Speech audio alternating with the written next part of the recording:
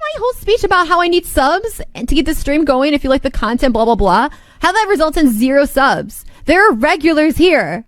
$5 a month. How do you have hours of time to watch me and not $5? I don't know. What are you doing with your life where you have hours of time to watch Twitch and not $5 to provide for the content that you're watching? Because it's like people just really really don't respect me as a content creator. Well, this Parasite's right about one thing. Nobody respects her as a content creator. Now, I'm not going to mention this streamer by name because I'm pretty sure she loves negative publicity. She does fucked up shit all the time just to get her name out there. She subscribes to the idea that all publicity is good publicity, but fails to realize that when you as a person are your own brand and rely on people liking you for money, having a negative public image literally fucking ruins you. And this one is definitely bigger than she anticipated because no one likes someone this shamelessly greedy. She is a streamer who runs political talk shows, but the majority of the stream is spent begging and shaming people into giving her money. And it's some of the most pathetic shit I've seen on Twitch. And I've seen a lot of pitiful, sad shit on Twitch. I saw a man finger his butthole for a $20 donation on Twitch, and I still have more respect for that than I do her. At least him sticking his fingers in his asshole was more fun than all of her streams combined. And somehow him putting nearly his whole fist in his chocolate starfish was still classier than any of this girl's streams. At least he had the decency to not shame the viewers into giving him $20 for sticking fingers up his brown balloon knot. He wasn't on stream going, hello, you broke cheap-ass viewers. I'm sitting here with my beautiful asshole goat seat into the camera, and nobody's giving me $20. My speech about giving me $20 and I'll finger my asshole didn't give me any money. What the fuck is wrong with you? He was very simple about it. He's like, you know what, $20 and I'll finger this asshole right here. You don't have to do it, but if you do, I'll fucking finger myself. And that's how it went. She's over here making a whole song and dance about it, making everyone just feel fucking uncomfortable, and she feels so entitled to their money, which she absolutely doesn't deserve. She provides no value whatsoever. You might as well just flush $5 down a toilet. That's more value than giving it to this girl. Expecting blah, blah, blah. Like, how are you consuming this free entertainment? Like, how do you think free entertainment is available to you? It's because other people actually provide money so you can be a cheap ass. That's it. Other people provide money because they're generous and they see like a thing that they want to support, a form of entertainment they want to support, and then you leech. But that's the reality of it, period. Period. If you're watching Twitch as a non-donating, non-sub, you are leeching. Does that mean that you should feel bad about it? I don't know. But the reality is that you are leeching. Such a laughable sense of entitlement, especially when she has no talent at all. Also, she's not making $0 from viewers that watch her for free. Twitch itself places an ad at the beginning of your stream, so when someone clicks on your stream, you're getting money just from that click. And I'm pretty sure she plays ads throughout her streams, which also gets her money from viewers that aren't donating or subbing to her. So I don't know why the fuck she thinks she possibly has the right to complain about not getting an extra $5 from people that either can't afford to or just don't want to because she isn't earning that $5. And she absolutely isn't earning that $5. All she does is insult the chat. She doesn't provide anything at all of value, and I'm pretty sure she hates streaming and only does it to just try and get money out of viewers or guilt them into giving her money, which is super shitty. I'd say 95% of all streamers, myself included, I stream daily on Twitch at twitch.tv/moistcritical. Come stop by if you want to put a few extra inches on your penis. I'd say 95% of all streamers do it just because they love streaming. I know I do. I don't think the majority of streamers are going around just constantly begging for subs and donations, but I know there definitely are a few, her being the biggest culprit, but I'd say the majority of streamers aren't like that. Chat! I haven't got a donation or a sub for an hour. What the fuck? For an hour? What the fuck?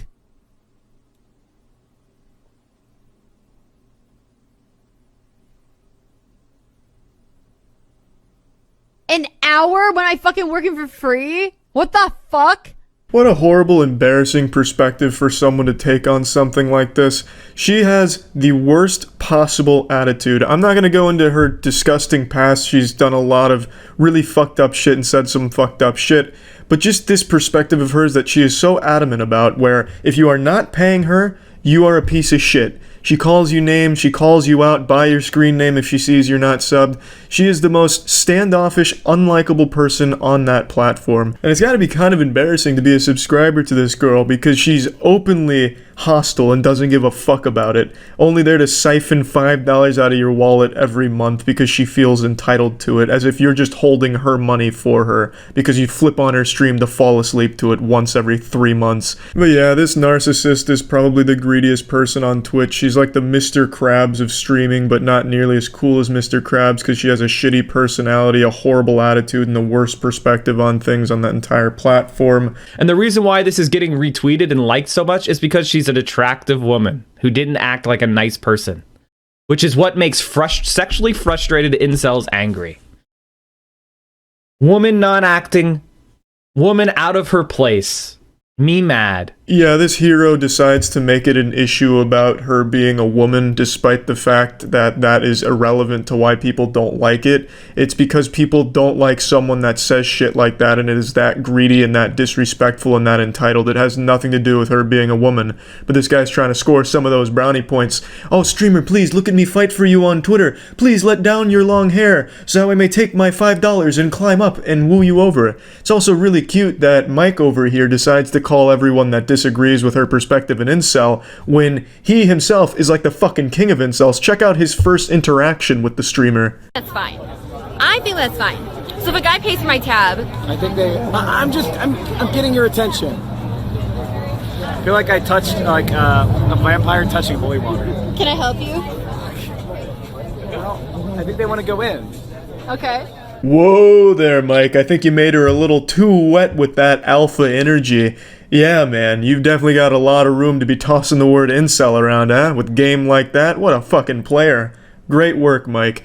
There are people sticking up for her, of course. Buyer's remorse. They've already paid for the subscription and now they feel like they need to justify it to everyone in the world. Like what you like who you like. It's totally fucking fine. But there's very clear reasons why people don't like what she said that have nothing to do with her being a woman, Mike. It has to do with her attitude and her disrespect and that sense of entitlement that she thinks everyone has to fucking pay her to watch her, and then she guilts them into it and shames them and makes them fucking feel bad and attacks them for it, which is wrong, Mike. It's just fucking wrong and it's shitty. It's a bad look and it's pathetic. But anyway, yeah, that's about it. So yeah. Cryptocurrency and scams, the most iconic duo. They go together like peanut butter and jelly. Today, a once massive streamer was exposed for stealing $500,000, roughly, from his fans. This is the story of Ice Poseidon and CX Coin. I'm sure you've heard of Ice Poseidon at some point. He used to be the most influential streamer on Twitch, but over the years he's faded into obscurity like a fart in the wind, just fleeting but stinking the entire time. Ice Poseidon's a name you still can't even really mention on Twitch. It's like Voldemort because he got banned on there quite a while ago, and then when he made the switch to YouTube, he never quite recovered. So his channel really faded, and now it's just kind of like talking about a fossil. But last year, he made kind of a resurgence. He announced a cryptocurrency called CX Coin. Now, even just at a surface level, knowing nothing about Ice Poseidon, it still seems like a stupid thing to invest in, just a random streamer who has no technological background announcing a cryptocurrency. You'd have to be pretty close to overdosing on Xanax to think that that's a worthwhile investment, but knowing his past makes it even goofier. Ice Poseidon has a history of openly scamming people and being super honest with it. He even went on stream one time just fully admitting to a Ponzi scheme he was running. In order for the investors to make their money back, what we do is we grow the company to a certain point, and then we have other investors come in, and obviously they invest their money as well, hopefully more than $2 million. And then obviously when we get more than $2 million invested, the other investors will get their $2 million back. It's not a Ponzi scheme or a pyramid scheme. Okay. I don't really know how to explain it, because I didn't explain that very well, I guess. That is the textbook definition of a Ponzi scheme. It's like he fucking read it right off of Webster's. And he's just super honest with it. He also talked about the time he used to fish credit cards. Like, he openly has admitted to scams in the past, and yet for some reason, when he announced this cryptocurrency, people still put money into it.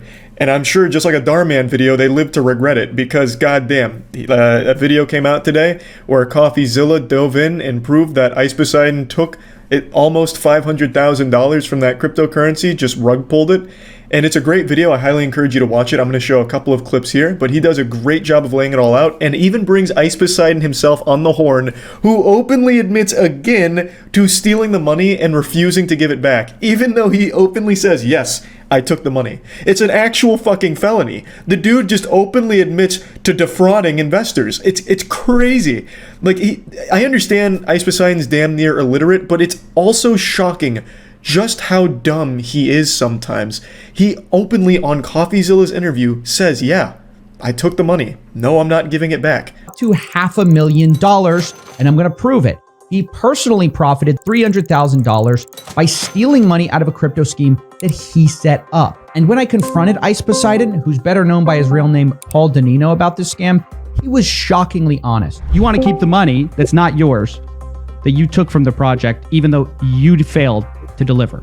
I mean, I'm not really sure what you want me to say, but yeah. I'm trying to like get you to return the money because it's 100% still available and you could do that. Yeah, I could give the money back. It is within my power. But I'm going to look out for myself and not do that. I don't like know what else to say. That's just the most honest answer. Ice Poseidon's like Ed from Ed, Edd n Eddy, the one that just keeps talking about buttered toast, but if he was a criminal.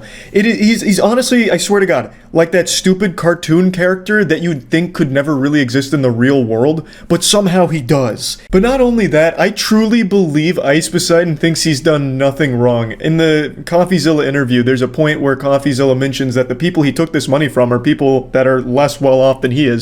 Somehow there are sentient, living, breathing human beings that for some reason were convinced this was a good idea to put money into. I just don't get it. For some reason, anytime cryptocurrency is mentioned, people just turn their brain off, hop on MetaMask, and dump their entire fucking life savings into poop-ass dog pussy coin and think that they're going to make $1 billion off of it. Like, I don't get it, but it keeps happening.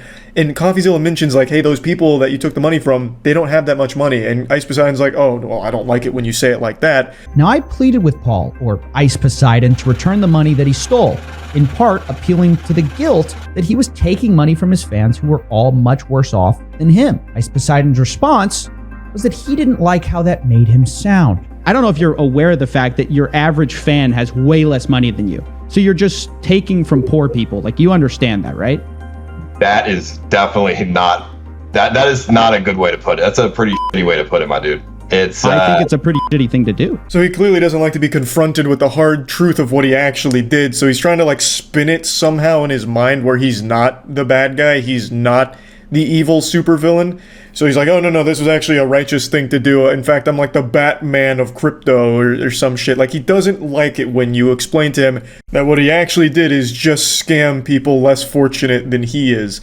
And I really feel like he has some kind of main character syndrome or hero complex, because at the end of CoffeeZilla's video, spoiler alert, he does mention that he'll give back $155,000. And then, like, what, expects us to pat him on the ass for it because he's giving back a fraction of the total amount that he stole? This goofy goober already stated in the interview he could give the full amount back if he wanted to. He just simply doesn't want to. He's a schoolyard bully, and he doesn't want to share his popsicles with the rest of the class. And, like, we're supposed to, like, thank him for the $155,000 that he's willing to shave off of his pubic hair for us. He's just giving us some crumbs back. And then it turns out he didn't even give $155,000 back. He gave $40,000 back. So he couldn't even be bothered to do like the full amount of his apology return. It's fucking shocking. Like, just imagine being robbed. They steal your TV, they steal your Xbox, PlayStation, they steal all your electronics. But then a week later, you get a box from the burglar, and he sent you the TV remote back and nothing else. What, are you supposed to, like, write a thank you note to them? Like, hey, fuck yeah, at least now I got this back. You know anything about that? I mean, yeah. I mean, not rugged, but, I mean... Well, someone pulled all the liquidity out. That's a rug, right? That would be a rug, yes. But there is still liquidity in there. 40K got left, and 300K got ripped out, or something like that? Yeah, I mean, that is exactly what happened. Right. Are you laughing? I mean, is that funny? I mean, no. You're hearing this right. He's admitting he took out 90% of the money, but that's not a rug pull, apparently. $300,000 is in there. There's two options, right? Leave the money in there, and then if BNB goes down to like $100, the money goes to shit. anyways, or I could take it and the money is not just going to dust. I love that explanation there for like his reasoning of stealing 300 grand. It's like, I was faced with two choices, the ultimatum, you know, the red or the blue pill. Do I let the money sit there and hit zero in this fucking poop project that I've started, or do I take the investors' money, 300 grand for myself, and then at least it never hits zero? I'm sure the investors wanted you to have that money, Paul. I'm sure they were really like breathing a sigh of relief, like, oh, fuck, what a hero. That money was about to hit zero, but luckily all of the money I invested went to Paul instead. So now I've lost all of it, but, you know, at least Paul's got it. I'll just call it a scam. I know you don't want to call it a scam, but it is a scam. So what did you make off this? Well, I got 55%, and then 45% went to my developers. So I don't know, probably like 300,000. Nice. What a good profit from doing. I mean, how long did you work on this project? Like, seriously, how long did you work? I'm just curious. Well, like you said, it was a fork, so I don't know, a couple weeks. 300,000 fat clams for 2 weeks worth of work, and I'm sure he inflated that. I don't think he did 2 weeks worth of work for this at all. And yeah, I highly encourage you to watch the CoffeeZilla video. It is absolutely wild. I'll put a link to it in the description. It is a shockingly honest insight into the mind of a serial scammer. And the way that he reasons things and like blames the people who got scammed, it's crazy. So I just wanted to talk about this because I thought this was fucking crazy. I thought it was nutty. So yeah, that's about it. So yeah. Going to be visiting the dark web version of the Internet Strangest websites. This is the final and technically fourth part Let's of the go, series. So I made dark a playlist you web. can check out at the top right of the screen if you want to I've watch all the seen that episodes. movie. For my safety Unfriended. and yours, I will not be sharing the links. Go watch the other parts of this series. Anyway, in case you guys don't know about the dark web, you can only access it using Tor web browser, not Google Chrome, not Firefox, not Internet Explorer. I don't know why you would use that anyway. This allows you to go into. Well, it's not called Internet Explorer now. It's Edge. The websites usually consist of random numbers. In the last video, we covered the basics, and this time I just decided. Tor was made by the CIA. And clicking and clicking. So what you Is that true? I remember that rumor floating around back when I was learning what the dark and deep web and shit was. Was Tor actually made by the CIA? It was made by the Navy. Oh, we're getting... Oh, there's like a fucking civil war in the chat. Was it the Navy or the CIA? On Tuesday, the CIA announced its own Tor Onion service. So the CIA, I guess, is getting into the dark web space. What are they, like, releasing dark web NFTs? I don't know. This is a weird announcement from 2019. The United States Naval Research Laboratory. I'm assuming. I guess it's the first thing that popped up. Yeah, it looks like it was the Navy. So besides like arms purchasing and like illegal shit, what is the point of the dark web? Like, I can't imagine people are accessing the dark web going through Tor to look up like video game walkthroughs. That seems like there's no way that happens on the dark web. Who's going on the dark web like, bruh, I'm really looking to buy some crocodile. Oh, someone's selling. All right, here's my credit card info. No one's typing that shit in on the dark web. No fucking chance. No one's dumb enough to do that, right? College kids? Nah, I don't believe that for even a second. Nobody would. They're absolutely using like Monero or some kind of crypto or something. They're not going to be using like their actual just fucking Visa card. Revenge. Now you might be saying, we already covered revenge in the last video. Yes, but those websites were taken down. Won't be sharing the name of the website, but I'll show you guys the layout. So right out of the gate, you're given a list of female names to browse through. If you click on a name... This used to exist on the surface web for what it's worth. Tuv even covered it once. There used to be a website that was all for revenge porn, and eventually the guy who ran it faced, how many years in jail? I don't remember how many, but yeah, he got fucking blasted. But this was something back in the early internet days that existed just on, you know, you could go on AOL and just look at revenge porn. It was fucking crazy.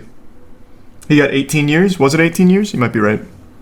There are two options: the lifetime basic. Yeah, see, buy with Bitcoin. Premium. You're not typing in Basic credit card costs info. $150 and includes lifetime membership, daily updates, 101 gigabytes in leaked amateur content, which is 69,300 photos, Christ. 3,405 video, plus a VIP section, an IP cam section, spy cam recordings, NAS Synology section, and unsorted content, which apparently they have 10 terabytes worth of. So yeah, the IP cam Holy section, it's shit. like Dude, I feel so bad for the girls that don't even know their laptop is hacked and people are just watching them. Random people are just watching them. That's another crazy thing. Do you guys remember that back in early internet days? There was a time, I don't remember if it was Macs, but there was some laptop that shipped with a webcam built in, and it was extremely easy to access. So easy, in fact, there was a website set up on Surface Web where it would just be like a roulette. You just click a button and it'd take you to some random guy's webcam. You could just watch them living their lives.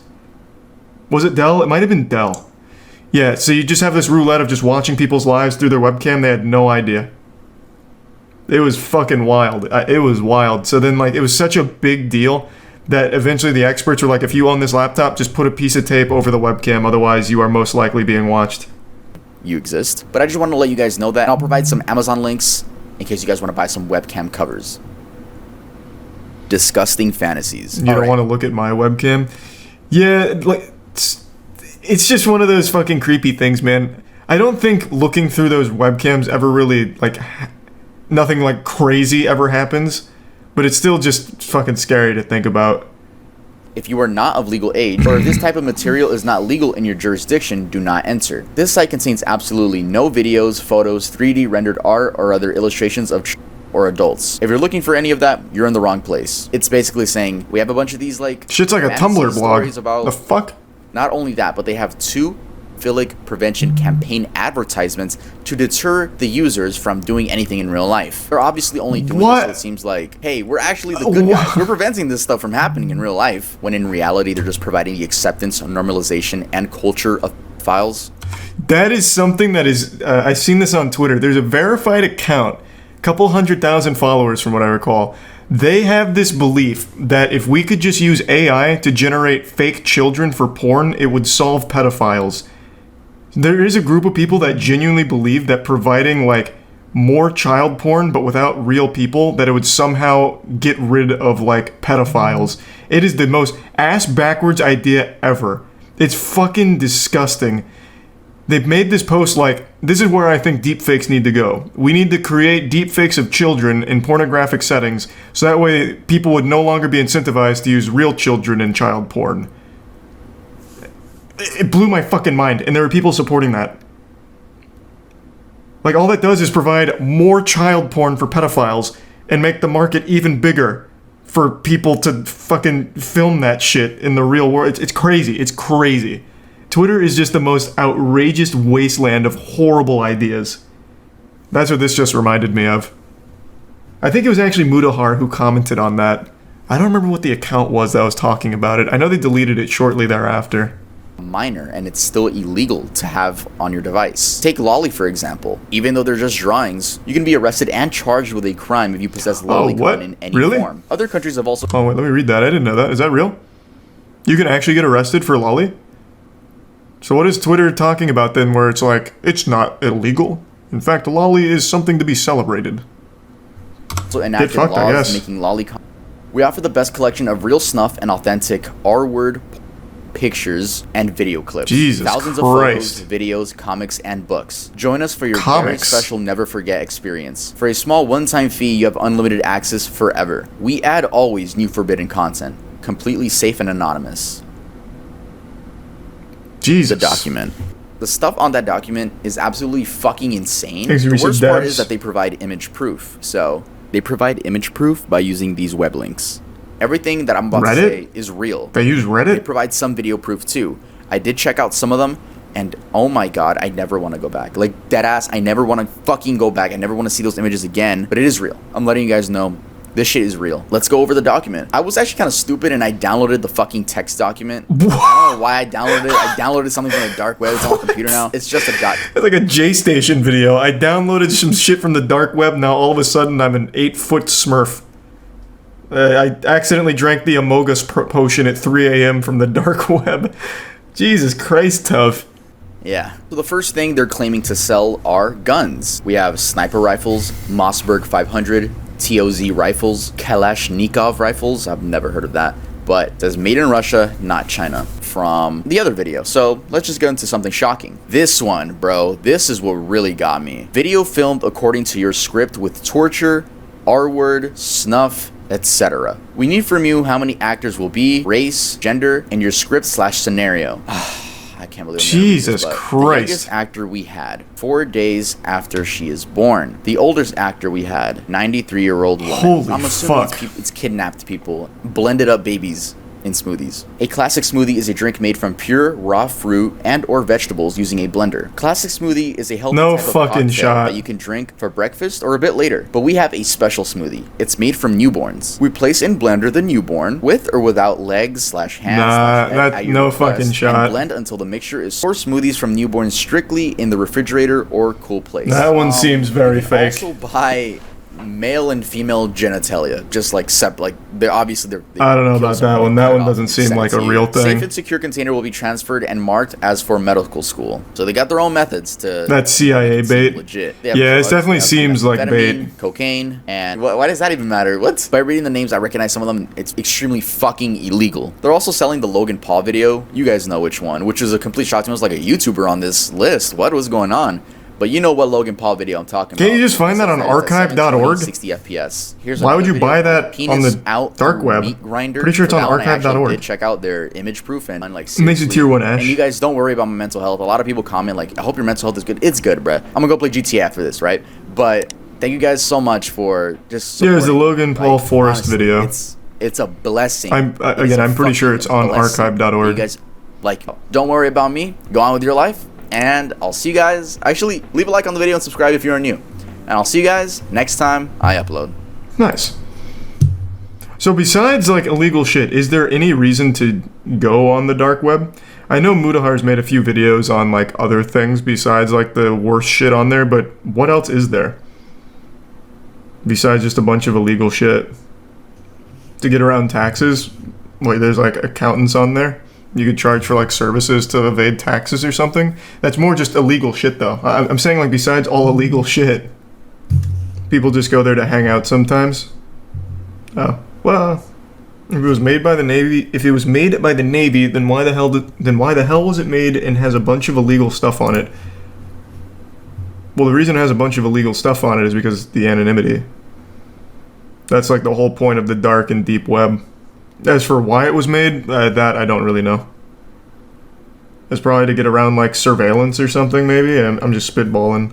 He's a tier 1 poopy ranger. Let's see what crimes were caught on Twitch. Off the top of my head, can I think of any crimes? Turkey, the Turkish community on Twitch was recently just caught in a massive scandal of money laundering through Twitch bits and donations. That's probably on here. What else? CSGO Lotto, would that be on here, you think? Twitch started off as Justin Prime TV. Raptor. A man strapped the camera to his head and would live stream everything that happened to him 24/7. Eventually, the site grew and welcomed people from all over the world to I live used to stream on the Justin company had a TV. name change, which we now know as Twitch, and in 2014 was bought out by Amazon for $970 million. The first thing I want to do is talk about the horrible Twitch staff. Now, it's very known that Twitch has some, let's say, biased staff. Every other Coming in month, it hot. seems like a female streamer gets banned and then unbanned within the same week, whereas a God male streamer damn. will get banned for the same thing, if not something less harmful, and end up getting permanently banned. This has been proven time and time again, with the most recent case being about Narcissa Wright, a Twitch streamer that literally tweeted Narcissa out, Wright. "I want to kill myself and shoot people at Twitch headquarters." That story is very sad, Who was honestly. banned, and then what do you know? Unbanned a few days later. I mean, if you ask me, that should have been a permanent ban, but no. We see in this tweet here that they're reducing her ban, and basically, you know, she got unbanned, is what I'm trying to say. Point is, Twitch, I see where your bans come, I see where they come from, but it's like, to me, Where's the bits, Alex? it's just like, this situation, shoot people at the Twitch headquarters? Should be a permanent ban. Now, why? Are the Twitch staff just full of simps? Yeah. And in all honesty, it does seem like Twitch has favorites. Sometimes the reasoning for people getting banned is so stupid, but then if a female does it, again, this is not every Now, single correct me case. if I'm wrong. Wasn't she rebanned after being... Or... Wasn't she rebanned after being unbanned and then banned again? I'm pretty sure they did correct that mistake. The whole Narcissa Wright story is extremely sad, though. That situation is horrible. I don't think many people know like the whole lore behind Narcissa Wright, but it's a honestly really sad story. Tell it? I can give the cliff notes. Back in the early days of Twitch, really, Twitch was built on the back of speedrunning for a little while, like Siglimic, Cosmo, right? Really, the two of them were like pillars of streaming content on Twitch and started to really get a lot of headlines. And then eventually ADGQ was rolling around, AGDQ started popping off. Cosmo Wright was a prolific speedrunner in Zelda games, Wind Waker, Ocarina of Time, all of that. And then over time, started to lose interest in speedrunning. I remember, I think it was 2016, Cosmo Wright entered into a Nintendo-sanctioned competition with a guy named John Numbers, where they were playing Mario Maker as a contest, and Cosmo Wright got blown out and didn't really return to streaming after that, if I recall correctly. And then after that, Cosmo Wright's mental health seemed a little spotty from what people were seeing. Eventually, Cosmo Wright transitions into Narcissa Wright, and from there, the streams that she would do were really focused on like really negative things, and it was very like a toxic environment. Eventually, Narcissa stopped streaming for a while, and what I understood is that she just outright stopped altogether. And then she posted that tweet about wanting to kill herself, and then the Twitch staff, which obviously turned a lot of heads as like, hey, what the fuck is this? So that's where the story's at. There's a lot more nuance to it, but that's kind of like the Cliff Notes breakdown. That whole story there, a lot of like sad and unfortunate things happened along the way. But since I was so big into watching Siglimic, Cosmo, that whole community of speedrunners, it's something I actively followed for a really long time. Stephen Heyman. On August 31st, 2018, Stephen Heyman and John DiPietro, I hope I said that right, were on their way to Dragon Con, a convention made for gamers, comic enthusiasts, science fiction fans, and more. Sounds like Steven a joke, like Dragon D's nuts. This is called IRL streaming. In Atlanta, Georgia, a man is seen approaching John and pins him to the ground. We can't see much, but we do get a full view of what the man looks like. Oh shit, dude. Ow. JP, just let go. JP, just let go. What the fuck is happening? JP, just let go of it. JP, just let go of it. Let go. Wow. You can hear that was awfully calm. Say, JP, just let go. And this is due to what I'm assuming is John not wanting the man to take his camera, which the man did end up stealing. From the reports I've read, it seems like the man was never caught. The YouTube comments were full of L friend, this dude is such a bad friend, and comments like that. But honestly, that was the best thing to do. You don't know if someone is carrying a knife or a firearm, and your life really isn't worth getting killed over something as simple as a camera or your wallet, when you could just love how the dude didn't help. Bro, you're not gonna just give up the camera. Everyone shits on Dale Brown for giving like survival advice for how to like survive in an intense situation and disarm the attacker, and you guys give him shit. But the optimal thing to do is to not fight back. Just give your camera. Again, like Tuv just said, could have a knife, could have a gun, and that guy's big as fuck. That guy was significantly more jacked than Steven here. Just give up the fucking camera. Like, I guarantee if this guy did fight back and got his ass beat, people would give him much more shit anyway. Or he could have lost his life over it for a camera. The police officer explains the call and asks Mr. Big for his name. Mr. Big explains that he doesn't need to give him any sort of information. Oh boy, he went full Reddit. And it's honestly a pretty long and petty back and forth from both of them, up until the cop places Mr. Big under arrest. I would say wrongfully place him under arrest. I mean, he did have his right to not say anything. Cops can always arrest you based on suspicion. You know, it didn't seem in the clip like there was any suspicion of anything other than just the way Mr. Big was acting. Anyway, so Mr. Big gets arrested, right? They leave and they close the door. So a few minutes after the arrest, the door opens and reveals a neighbor, presumably the one that made the complaint, walking in and stealing a pair of shoes and a headset. He then returns and steals what seems to be his phone and a watch. I tuned into Mr. Big's Twitch page, and to my surprise, he still streams. Well, he took a break and is back and averages about 5 to 10 viewers. That's so I decided to ask him a couple questions. What a galaxy brain scheme, Make sure though. to show him some love and make sure to tell him fucking supervillain mastermind. I'm a YouTuber. Yeah, he was charged. Guy was a career criminal, man. Had a lengthy criminal history. I think he did 3 years for that shit. I tried looking his name up in like a Washington police directory or something. I checked a lot of websites and I did not find a Jeremy Frost ad. It's not that I don't believe you, Mr. Big. It's just that I would have liked to pull up his mugshot. RickyBot. RickyBot was a 43-year-old I don't know this man one who either. streamed himself playing Pokemon Go. Oh, Y'all yes, I remember do. that? Yes, I do, Pokemon Go is actually. a mobile game which requires you to go I do know this outside one. in order to catch different. Since the man stole 3 cell phones and the camera itself. RickyBot was taken to a local hospital with a laceration on the side of his head and a swollen right cheek. That same night, Ricky put out a series of tweets reading, "I got mugged playing Pokemon Go in Central Park. Still talking to police and will go to the hospital soon. My jaw is a mess. Thanks all. My Twitch account got suspended. Literally insult to injury." Yeah, that's another fucked up thing that Twitch used to do. I don't know if they still do. If a crime gets captured on stream, or like something like that, I guess, where you get your ass beat on stream, they just ban the account outright, which is weird. I remember there was that guy who was involved in a hit and run while streaming. At least I think it was a hit and run. Oh, no. There was a streamer who, while streaming IRL, accidentally captured, like, a shootout, I think it was. Like, a guy shot at a car on his stream, and the guy got banned for it. It's really, like, a weird policy they have in that department when you capture something like that. That's technically against TOS, but you had no control over it, and it would also be good evidence. So I don't know why they'd, like, take it down. But yeah, that was something they did for all of those kind of cases. I remember that. I don't know if they still do, though. Yeah. So if I'm streaming, right, I have a malicious friend, for some reason, in my house, right? He comes in, says a slur, runs out. I'm getting banned, right? I hate it. I hate it so much. And this poor man got pinned down to the ground and robbed. And Twitch is like, oh, nah, that's violent. Take it down. It's like, there's a lot of stuff about Twitch that rubs me the that wrong policy way. is Anyway, terrible. in case you're wondering how Ricky is doing now. How do they justify it? Because I know they even put out a statement about it. I'm kind of curious. Where can I find those guidelines? Again, I don't know if they still do it, though. But where can I find it? Because I'm curious what they did to defend it. They don't want people faking it for clout. I remember bits and pieces back with the guy who captured a shooter on stream. I think they said something like, we're doing it to keep the VOD private for everyone involved and sharing it with the police or something. Thanks for your subcatamon. I don't remember.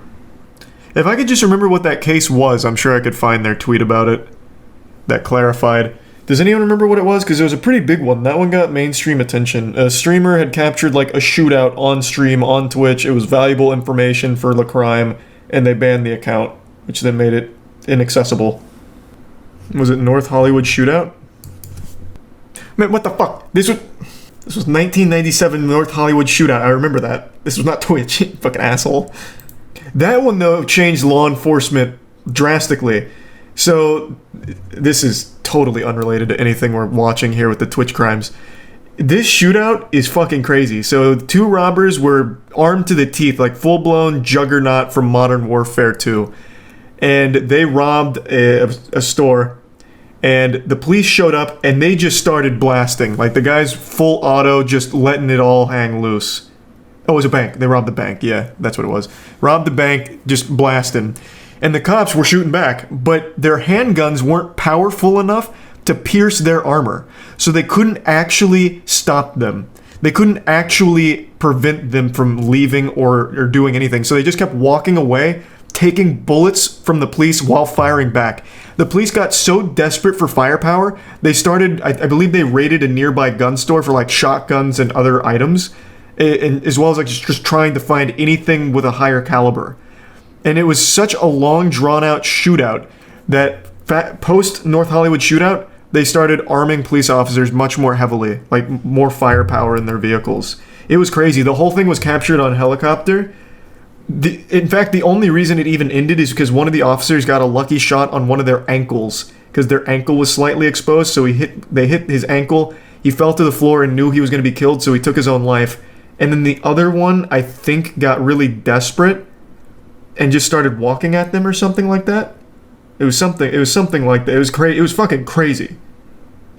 Thanks to Prime Megalodon. The streamer reacts and is then met with a handgun being pointed at his face, and he screams. Alright, don't roast his scream, because I'm pretty sure if any of us were in that position, we would not know what to do. So I know you chuckled after that scream, and I did too. But like, let's not be too hard on that normal scream. One of the thieves goes to keep honestly. his wife quiet, and you can hear the kids in the background. The other is beating the streamer repeatedly with brass knuckles, asking where the money is at.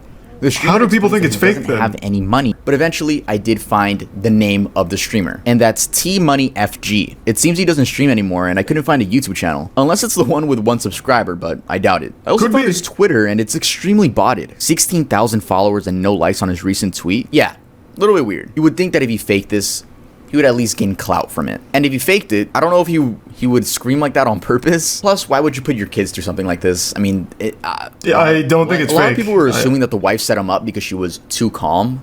That was stupid too. You can tell she's trying to stay calm for the kids. Seems like a weird thing to fake if you don't even stream anymore. I can't tell. The video looked... Ah, someone found it.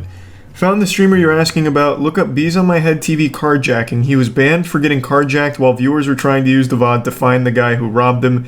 Twitch came out and clarified their policy in response, stating that streamers are responsible for anything shown on stream. That's exactly what I was thinking of. A carjacking. Not a shootout around cars. You're absolutely right. Did he ever get his account back? Because this is like really a hardline stance. Twitch suspended his account for behavior caught on camera and has since informed the streamer he won't be getting it back anytime soon.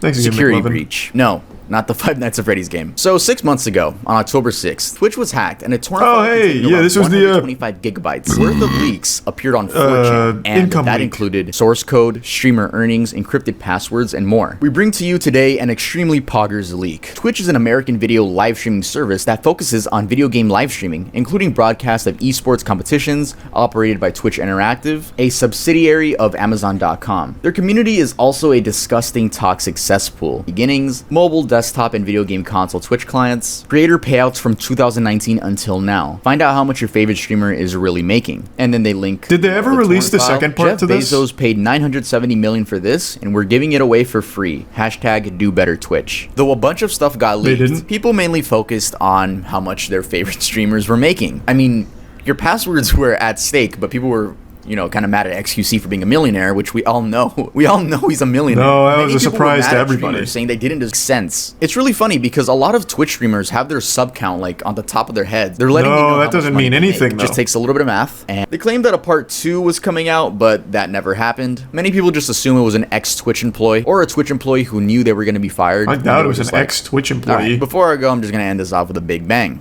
I'm sure you guys remember the whole Save the Kids thing. Who could forget? When crypto was, I wouldn't say at its peak. I would say at its peak popularity within the internet culture, there were a lot of influencers really taking advantage of this. This doesn't even count the NFT thing, right? This is crypto. Crypto and NFTs are very similar, but they are different, right? Shitcoins versus NFTs. There were a lot of influencers promoting a bunch of scam coins, and once their fans would like buy the coins, they would quickly just take all the money, dip, leave the coin with no value. I mean, even Aiden Ross admitted to doing this. Chat, by the way, that MILF token shit I did a while back. I remember this one. I already told you guys, don't buy that shit. I got paid a bag to do that shit. Like, I don't give a fuck. I hope none of you guys actually bought it. Oh my god. Which was Ice Poseidon. Now, Ice Poseidon used to be a very popular Twitch streamer. We know this one. In case you guys haven't heard of him, he's very popular for getting swatted. Yeah, that's what he's known for. He once got swatted on an airplane. I actually don't know if I'm allowed to watch his story on Twitch. We all know this one though. He openly admitted to stealing, what was it, 500, what was it, $300 or $500,000 from a shitcoin that he was pumping. Just very open. Watch it? I'll just explain it. I made a whole video on it when it happened. Ice Poseidon was pumping a shitcoin. Somehow his community bought into it. He ran away with 300 to 500,000. I don't remember what number it was, but it was somewhere in that ballpark. And he then went on CoffeeZilla's channel and openly said, yeah, I took the money. I was worried the coin was going to lose some value, so I thought I might as well take the money before it hit zero. And he was just very open and honest. And then CoffeeZilla said, hey, why don't you just give the money back since you still have it? I see it in your wallet. You could give the money back. And he said, I could, but I don't want to. Yep. It was fucking crazy. This is So this story is one that I've covered on stream a couple times. I find this whole saga very, very interesting. I wonder how many like OG Twitch viewers we have in the chat right now, because this is vintage. This is like a fine wine of internet cringe and drama. This was like the first big Twitch drama story. This man right here, Zillion OP. He used to stream League of Legends in a wheelchair. I believe he talked about disabilities, as well as even did like charitable things for disabilities, if memory serves me correctly. And then eventually during a stream, he inexplicably stands up and walks to the bathroom after being in the chair for his entire streaming career. It was one of the most miraculous moments ever captured on film. That guy must have bought Peter Popoff's holy water or something, because in that moment he could walk yet again and everything was fine. And then once he was caught with his pants down, I think he's tried to defend himself, saying, I never explicitly said I was disabled forever. So he said it was like only a temporary wheelchair, and that he didn't actually mislead people.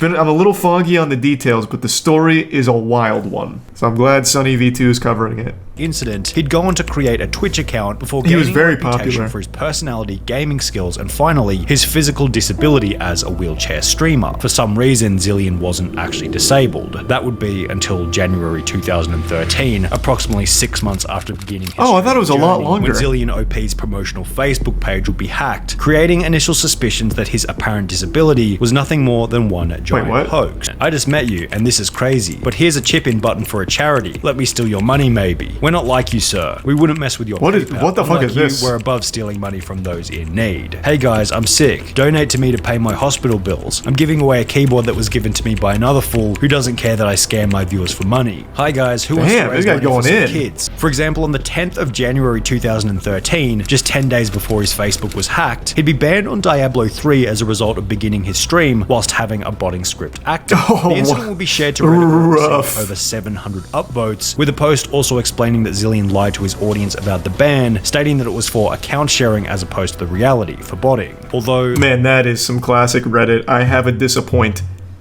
Does the narwhal bacon at midnight, brothers?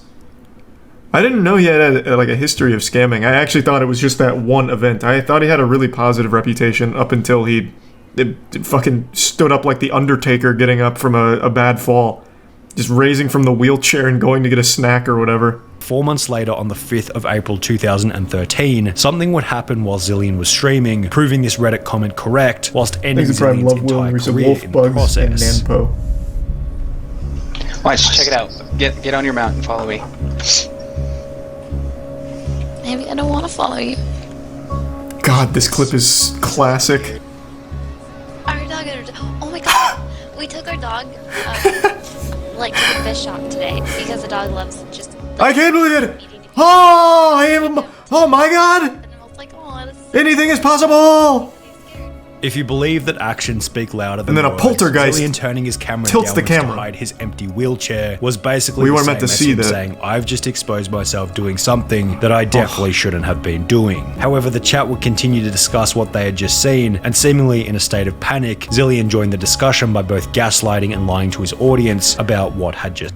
So how do you even come back from that? Like, okay, everyone knows Twitch chat has some of the dumbest fucking people of all time. That's just the internet in general. And of course people were going to defend him, but how?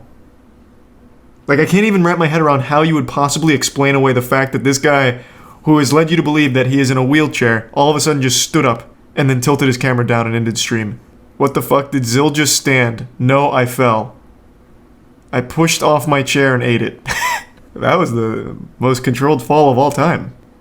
Yeah, I was going to say that I figured you were holding yourself up with your arms. The delusion is always crazy. Oh my god. This is bad. Even blaming the dog. That's real low. That's real low. And this just makes me lose any amount of faith in, like, common sense here. They all just watched him stand up. He didn't fall. And the dog pouring water on his wires wouldn't all of a sudden knock his webcam straight down. People just believe fucking anything. Zillion deleting any comments calling him out instantly suggested that he was guilty. His story didn't No, he was just embarrassed If of he had falling. really fallen out of his seat, how was he able to get up and move the camera so that it was no longer facing the empty wheelchair? Additionally, after the VOD was clipped, viewers noticed that Zillion walked away without... Do you remember a bit ago when we watched a recent interview about this situation? Yeah, I can't remember what he said though. It was like an hour and a half long and I can't remember a fucking word that he said about it. Do you remember? Because I don't. I'm sure it'll be in this video, But let's just get a little, you know, deep into the manga here, because he had some kind of like outrageous excuse or something. The earthquake was so intense that it wobbled him to steady feet the entire time, like gyroscopic. So, what a day. I wake up True, to it might be have been informed Clara. of what has happened. I read all the articles, all I can say is karma. You deserve everything you have coming to you, Zillion. I do hope you put those legs to use and get a real job. You owe a lot of people money now. What I find funniest about this is your terrible cover-up of it all. The streaming business is a much better place without creeps like you in it. Oh, and by the way, this isn't James. It's Matt in brackets Hypno, you fool, with Hypno being an old friend that Zillion used to stream with from around 1 year prior. I called it. I knew it'd be a told you friend. so, hackheads. It is reprehensible. His actions are a huge slap in the face to Twitch community members with real disabilities such as Aaron and groups such as Able Gamers who have helped spread a message of inclusiveness and positivity to not only the Twitch This is a really good community, statement but from gaming Twitch. as a whole. Twitch should do shit like this now. Like, if there's a really bad actor and they do take a stance against it, this is a good statement. Like, this is actually a good PR piece. But this is 2013 Twitch. Maybe they don't have this same group here. There's Zillion. He has legs. We got Zillion. It should be. Nice. It's live. They're gonna go nuts. They're gonna be like, "What, Zillion?" Because no one's seen you since it went. Knows what I look like this one. He has no beard. Look at this. No beard. Look at how much he lifts. Interestingly, he Zillion had upgraded. also shaved his 20. However, this would change once again when the internet would discover a channel that looks suspiciously familiar, going by the name of It's Bluish. The Remember streamer this. running this suspicious page was clearly Zillion, and it would hilariously be the person who originally hacked his Facebook page in 2013, who would once again expose him. Damn, on this guy's like the Livestream Batman. subreddit in a post. Zillion's his Joker. Me at concerts, me out traveling, me out doing everything. This was just like I was in a wheelchair. I did get better, and I am obviously no longer in a wheelchair. Unless for some reason Zillion had lived a year of his life in a wheelchair for the sole purpose of looking disabled prior to beginning his streaming journey, it was basically That's what it confirmed was. that Zillion was most certainly disabled, or at least had been temporarily. Throughout the interview, it feels as though Zillion is speaking in a way that's truthful. It doesn't feel like he's trying to hide anything. So under the assumption that this whole discussion wasn't yet another lie, here's what they discovered. Firstly, Zillion wasn't lying about either the car accident or needing to be in a wheelchair. I was in a wheelchair for 2 years. I was in a car accident, which put me in a wheelchair for more than a year prior to streaming. And therefore, the disability was never when you are integrating your disability so much in stream that it may have put off a certain image that you were wheelchair bound when you weren't. Are you willing to admit that perhaps the big thing is, I remember now when we watched this, he still tried to cover it up by saying he fell out of the chair because he didn't want to admit he didn't need the wheelchair anymore. So it's still entirely his fault for misleading everyone. Like, even to the bitter end of that channel, he was still lying when he stood up, and it was accidental. He didn't want people to know. If that didn't happen, he may very well have done that for forever, years down the line, until he fucked up. So it's not like it was just, it was an accident. I didn't want people to, it wasn't like I was trying to hide this. I guess I just was a victim of my own hubris for trying to battle these things in private, and I should have shared more. Well, no, he blatantly lied.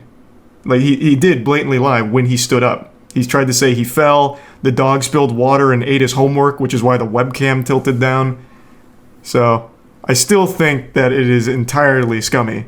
However, it did seem like Twitch was in the process of unbanning his OG Zillion account, so perhaps he'll have another opportunity to do his stream the right way in the future. Yeah, I mean, I didn't really address the lying about it at the end when he was revealed to be no longer wheelchair bound. But yeah, that is a wild story. I do remember that one as it unfolded. It's always nice to get a refresher on exactly what that was. Yesterday, one of the largest and longest running scams in Twitch history was brought to light. It was led by a streamer named It's Slicker, and it wasn't like some big, tight operation or anything. It's Slicker is a streamer that was friends with many other streamers and had a very strong community, and over the course of a couple years, he asked many of his viewers, his mods, and his friends for loans, promising to pay them back within a few months, but never did. And in total, it looks like he may have scammed around $300,000 from viewers, mods, and friends. However, the exact total isn't known, and yesterday Slicker even admitted all of it on stream. And I just want to preface this video by saying it does involve gambling. Slicker has a self-admitted gambling addiction, and it's a very serious and debilitating illness, but it doesn't excuse any of Slicker's behavior. The scamming is absolutely indefensible. Now what you're going to see is the real-time investigation that I conducted on stream that'll show the whole story and go over everything. These are some hefty accusations here. I'm going to have to get the monocle out and take a peek for myself. Get to the bottom of this one. He got 27k from a streamer? I feel like we're just making shit up now. I don't believe that. A streamer gave him 27k? Lent him 27k? Who? Scroll down. I don't want spoilers. I want to go in order. Yo, Typhoon, what's up, baby? I hope you don't hate me on this. It's so cringe, and I'm cringe for asking my brother, please do not hate me. No. Please keep it personal as well.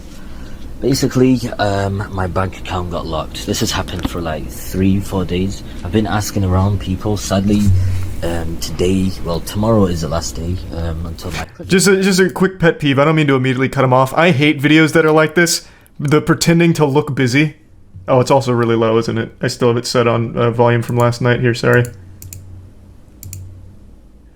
I hate it. Like, he's just acting like he's got things going on, like shuffling around the house at a weird angle. Oh, it's just such a weird vibe.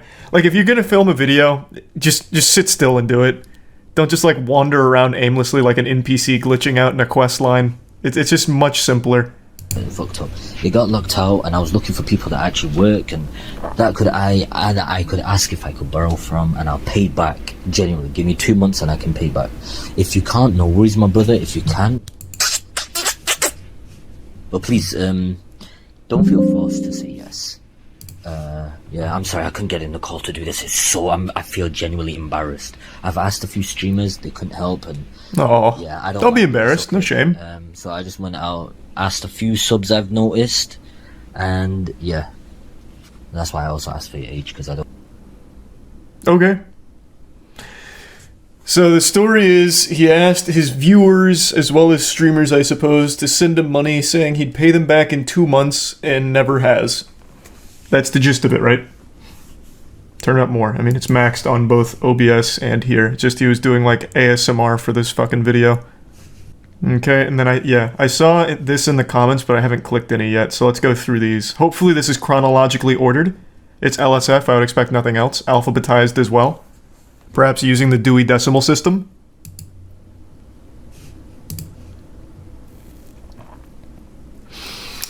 Read the convo, still got my issue with money, you can't borrow for a few days, and I bust back.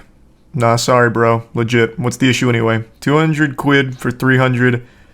Can't be bothered explaining. Long story with my accountant. You get that in 2 days or less, or even today or tomorrow. You get an extra 100 quid. Sounds like a RuneScape scam. I'm assuming this is just a viewer. Oh, okay, I see. So at the end of the clip, I thought I might have misheard him because he's fucking whispering into my ear like little sweet nothings. He asked his age, didn't he? That's what he said at the end of the clip, right? It's okay. So I just went out, asked a few subs I've noticed, and yeah, that's why I also asked for your age, because I don't. That's why I also asked for your age. It looks like he did that to a lot of people, because this starts with, I'm almost 17, and yeah, which means he probably asked, how old are you? Okay. Wait, you work at 16? What the fuck? Yeah, kind of common. At 16, bro? Never mind, I need a fave, but I feel you're young to ask. Oh. God, what a creepy vibe. Jesus. My bank got temp locked and I need to buy my mother a plane ticket to Iraq since my GMA got corona. Plane ticket cost $575, but I don't know, man. I don't know who to ask. I won't ask a streamer because their ego is nasty as fuck. One of his loyal viewers gave him 7K? Oh, God! October, November, December, June. Oh, my lord. These were monthly payments. What was he running? A protection racket or something? Like the mafia?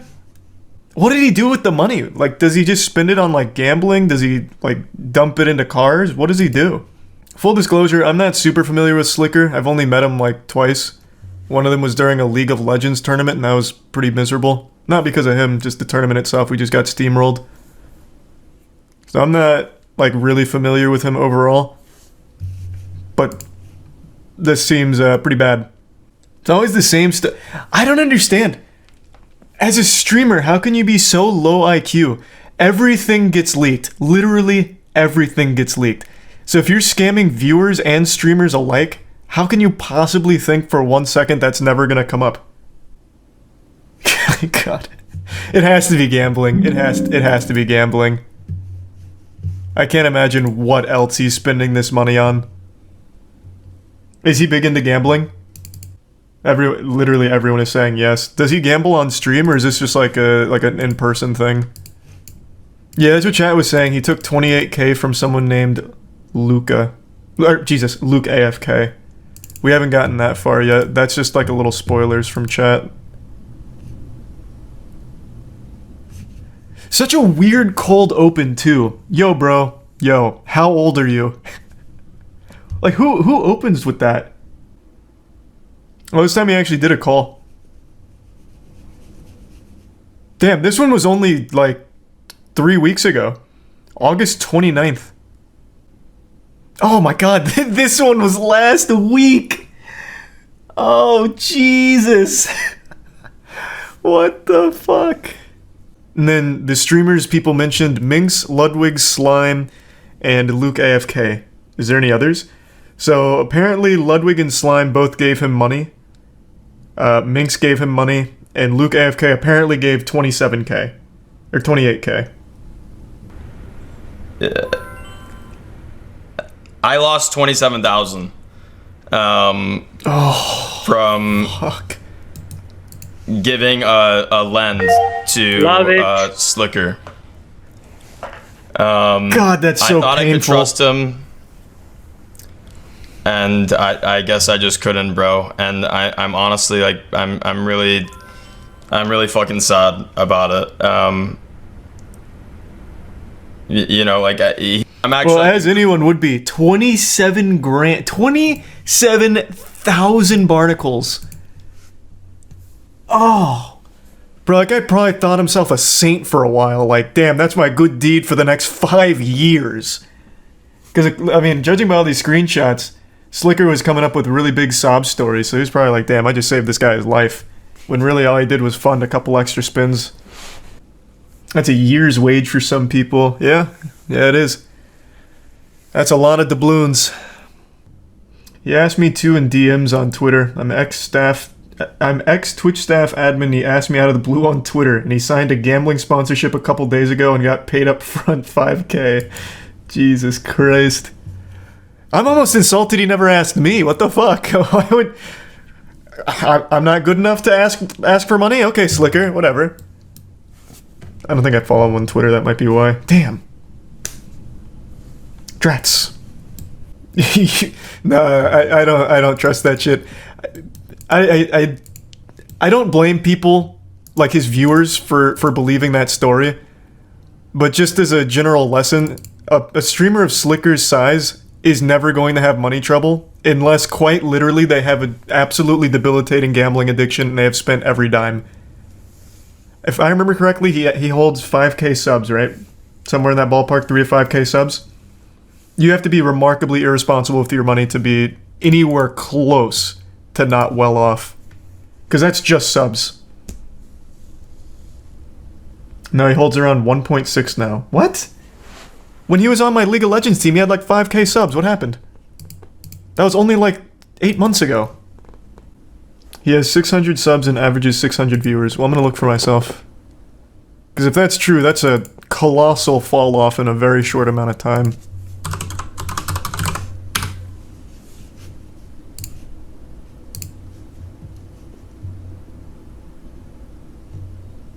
Oh, wow.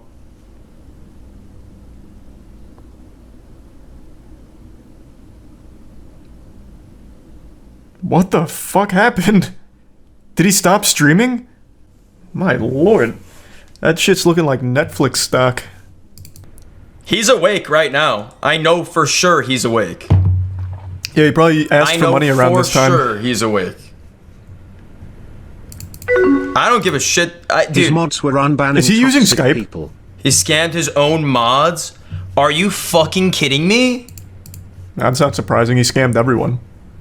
That's equal opportunity scamming right there, baby. He tweeted he'll address it tomorrow. I have no doubt that'll go well. Unless this is all like one giant disinformation campaign, I don't know how you really come back from it. But there's so many reports from so many streamers, viewers, and mods. I don't know how you come back from it. He even filmed himself asking for money. But I'm always open to hearing the other side. And I know that stream's gonna be a banger. You might be banned by tomorrow. What do you mean? Why would you get banned? What do you mean? Bro, I'll just say it here as well. My intentions were not to scam. I have paid a few people back, but I'll say it on stream tomorrow. Okay. Why did you pay the streamers back and not the people who... That doesn't really save it though. If the intention wasn't to scam, that's not really the problem. Here's my guess. The intention was to make up for losses from gambling, and his idea was not too dissimilar from like a pyramid scheme almost, right? You take in a big influx of money and you pay the investors back with the incoming stuff, right? So his idea was probably, I'll take this money in, I'll win big gambling, and I'll pay them back, and now I'm up. Or Ponzi, not pyramid. Ponzi. Sorry, I got him fucked up. That's my guess. Again, I'm not super familiar with Slicker, but that's what it sounds like to me. I fully believe him that his intention wasn't just to take money from these people without paying them back. He truly believed he would be able to make more money with their money and pay them back. But you know how that goes. He could start a GoFundMe. Yeah. Feel really bad for all those people that's a lot of lost money. Yeah. You can't help but feel bad for the people that thought they were doing a good thing to help out someone they liked. Bro, imagine though. Imagine Slicker won big. Fucking fat big buckaroos. The massive mega jackpot Omega Millions. He pays everyone back and he's still viewed positively. Just get better at gambling, idiot. It's free money. Eventually. Yep, that's the stat. 90% of gamblers quit right before the big win. Heartbreaking. But the good news is it doesn't seem like he ever quit, so he's still due for that big win. Do you think you can get arrested for this? I don't know, man. What do I look like? The authorities? I have no fucking clue. I guess it would depend on what the people he scammed choose to do. Because, I mean, you can't, like, scam legally, right? Like, you can get sued. So it'd be up to them to like press it forward. But then they'd be out even more money. So here's his first ask. So looking for $1,000 here. Which is like the standard ask he seems to have been doing. Oh, I see my cam's blocking it. I'll just read it. I don't feel like moving the cam. If I asked, would it be okay to borrow and I get you when I'm back? Don't worry, King, you can say no. Keep it personal as well because I'm embarrassed. I recorded that because they won't allow screenshots on the app. Is $1,000 okay? I got you. An extra. Are you able to do Bitcoin King in case you think I'm hacked? Or PayPal is fine. Thank you so much. It's okay. It would mean a lot, but believe me, 1K is fine. Thank you. I got it. So that's Lakari. He sent through the money. Slicker confirmed he got it. And then this is Slicker attempting to pay him back. He shows a screenshot of money that was supposedly sent to Lakari, but then it turns out it wasn't. It turns out it was canceled. So he's like, oh, what in tarnation? What the fuck? That's weird. It's gone from my bank now. So he didn't pay him back. Oh no. How is this? It just keeps getting worse. Botez lended him 10K. Oh. Did she just say that? Let's see. This is hot off the press right now. I wonder if we can tally up the total amount that he was able to scam if enough people come forward with their receipts. They're tallying it up on Asmon's stream and they're saying it's right around 200K plus. Not bad. not bad. Wow. Damn, he's good. Yeah, he's good. I'm surprised he was able to do it for so long, especially with such a weird opener. Again, like, look at these screenshots. Almost all of them start with, how old are you? I immediately went to the very only one that isn't opened like that. Okay, my god. Yeah. Just a cold opener with how old are you? That's just with random viewers, though. He was far more personal with streamers and friends. I just pulled up the Lakari post. I agree. He was a lot more, like, I wouldn't necessarily say personal, though. He just made it a lot sadder. So, like, with Lakari, he was like, look, you can say no. It's totally fine if you say no. I'll still think you're a king. But listen, king, I need $1,000. And again, you can say no, but it'd really mean a lot to me if you gave me $1,000. Believe me, I'll pay you back and then some. So if $1,000 would be really appreciated. But again, you don't have to. But I would really appreciate if you did. Here's my PayPal. Here's your Tempest. I don't. So apparently on Asmon's stream, they're tallying it up and they're saying it's like a little north of 200K. I don't think it's 200K. If I had to guess based on all of the ones I know about, like that I've seen so far, I would say it's probably right around that 125 to 150 grand ballpark.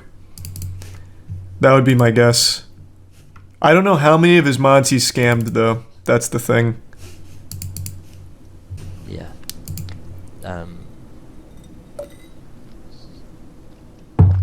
Train did give him $100,000. But not surprised. This is the epitome of gambling.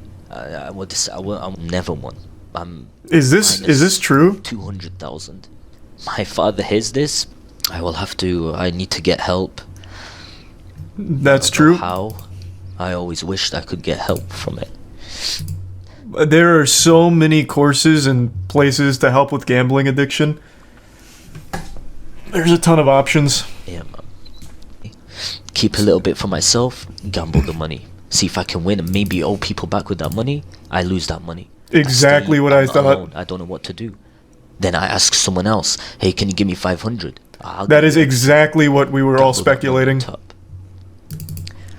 Unlucky. This is not a man. These gambling sites you're witnessing. Yeah, I was actually I was gonna do some sponsors. I don't know. I mean, so far it seems like he's not making any excuses. He's not trying to sugarcoat it. He has a gambling addiction. How can he trust me? And it's completely ruined him. How can he trust? Started with CSGO. Like he would use the money he'd beg for CSGO cases? Or is that where he attributes like the start of his addiction? What you just saw is legitimate gambling addiction, the darkest side of it. People like to downplay it a lot, but that is actually life ruining. What's the stat? 1 in 4 gambling addicts take their own life? It is a legitimately, like, life ruining addiction that people make light of. It's 1 in 5. 1 in 5. I knew it was something like that. But you have to push for the max win. I mean, you're right. You're guaranteed a max win at some point in your life. It's just a matter of, are you man enough to stick it out? That's right. Amen, brother. I hope Slicker gets the help that he needs. Gambling addiction's fucking rough. And hopefully the people that got scammed get their money back somehow. So, here, let me see the clips. Chat was kind of giving me the dirty details as they unfolded. It seems that roughly, 50 or so victims? And the clips have an update. Oh, here we go. Ever since CS and Trainwrecks TV gave 100 grand, like just straight up from that's one person, 100 grand. And we also know Luke AFK gave 28 grand. We know Botez gave 10 grand, and these are some of the heavy hitters. So it's definitely over 200. Very, very well over 200. CSGO, not to blame, but ever since CSGO Lounge came out, it was the first time I went on that site, and he himself was like, yeah, no one should really defend me. You can't. It's an indefensible thing. Yes, it is a legitimate illness, But I mean, it's not like that's an excuse to scam this many people for this long. Train gave him $100K to pay off all debt and then cut all contact with him after. Oh, and he didn't use it to pay people back? Well, this is fucking sad, I'm man. not a victim. I'm not a victim. Man, one I never knew this thing was gonna come, bro. Okay, this is just fucking sad. That's just making me sad.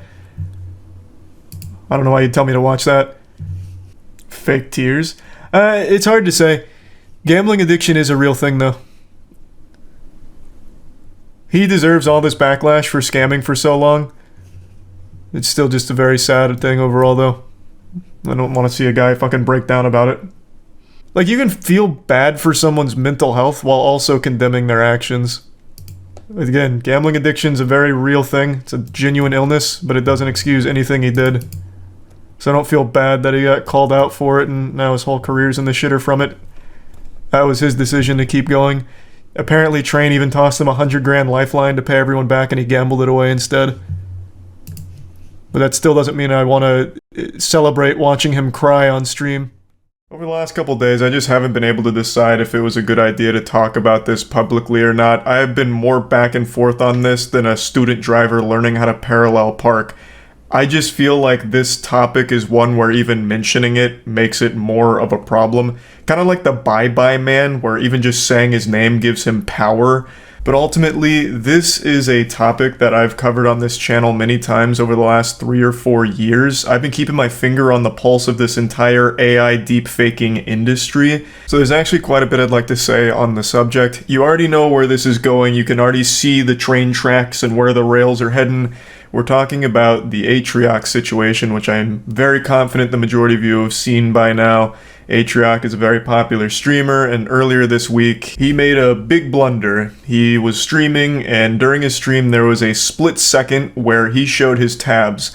And unlike the many other streamers that have come before him that have made this same mistake where they show something embarrassing, or they show, like, porn and get banned for 3 days for it, Atrioc's case is a little more unique because the tab he showed was porn, but it was AI deep-faked porn of his streaming co-workers. The image only jump-scared the stream for about a second, but the ramifications from this are going to last much longer. Of course, this happened publicly, so I suppose Atrioc felt the need to defend himself publicly, which led to a very tearful and very uncomfortable stream where he was apologizing and explaining everything while his wife was in the background during all of it. And he was going over the situation, explaining that one night at 2 a.m. he was on Pornhub, perusing the old tube there, and he clicked on one of the ads, which immediately blew my mind and probably everyone else's mind in the world that anyone clicks on ads on any site, let alone porn sites. That's just asking for malware, virus, Trojan, or just having your whole fucking computer explode. But he said morbid curiosity got the best of him. He saw an ad for AI deepfake porn. He clicked on it and then paid for it.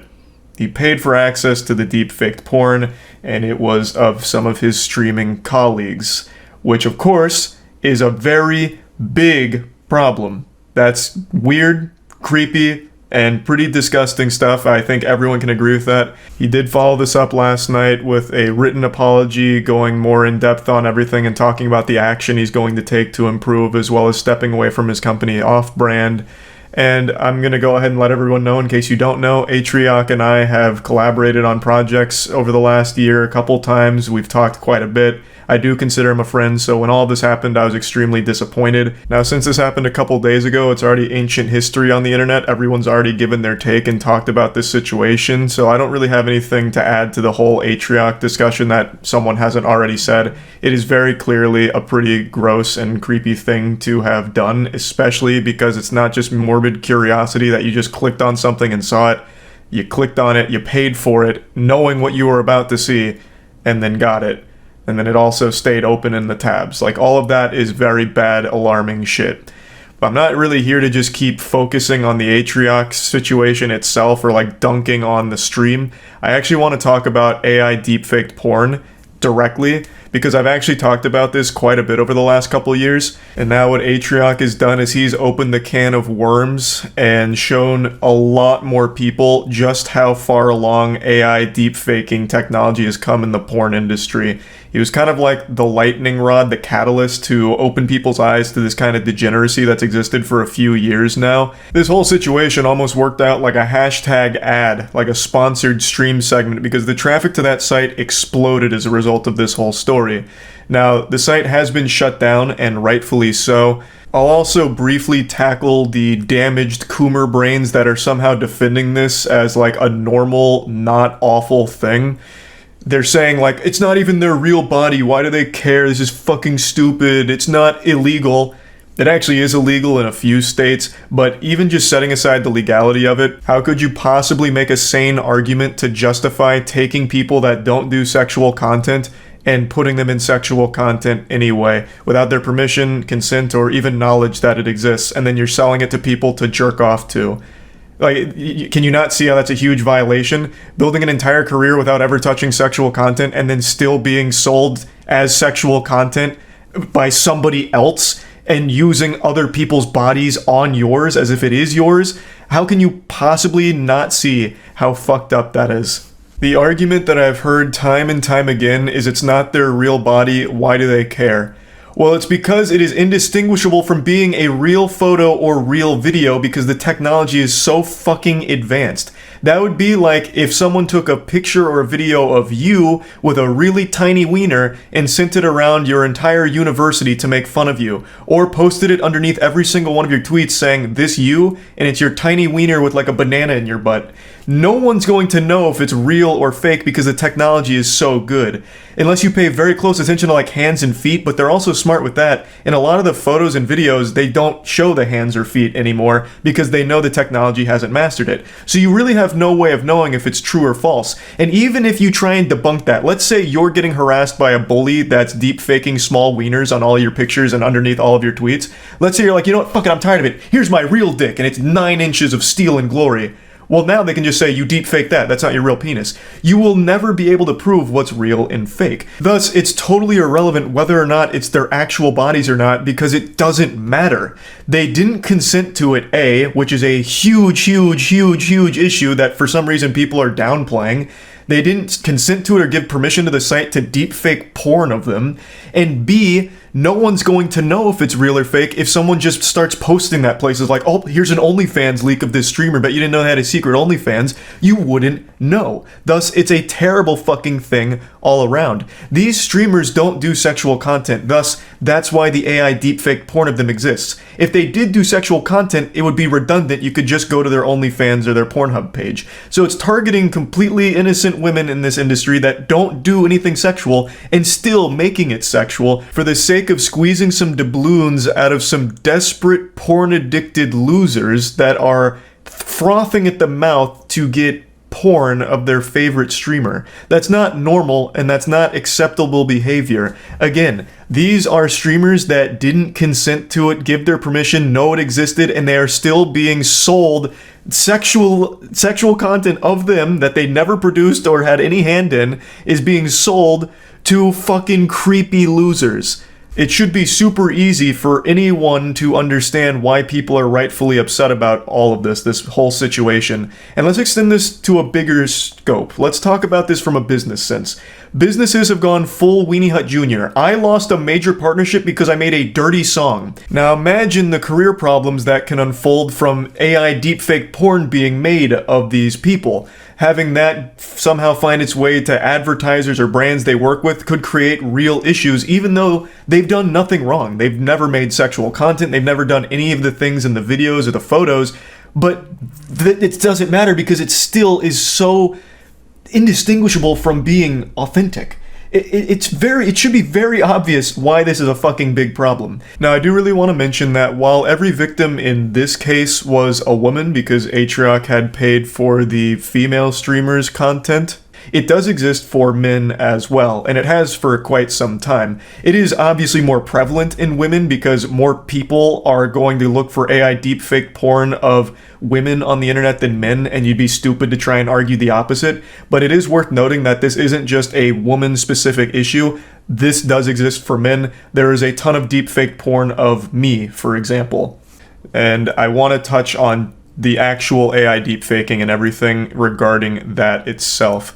You may remember, if you've been around the channel for a few years, I actually told the story of the day I became alerted to this industry. It was just an innocent, ordinary, normal afternoon, and then someone sent me a message talking about a fake Charlie porn video that was floating around.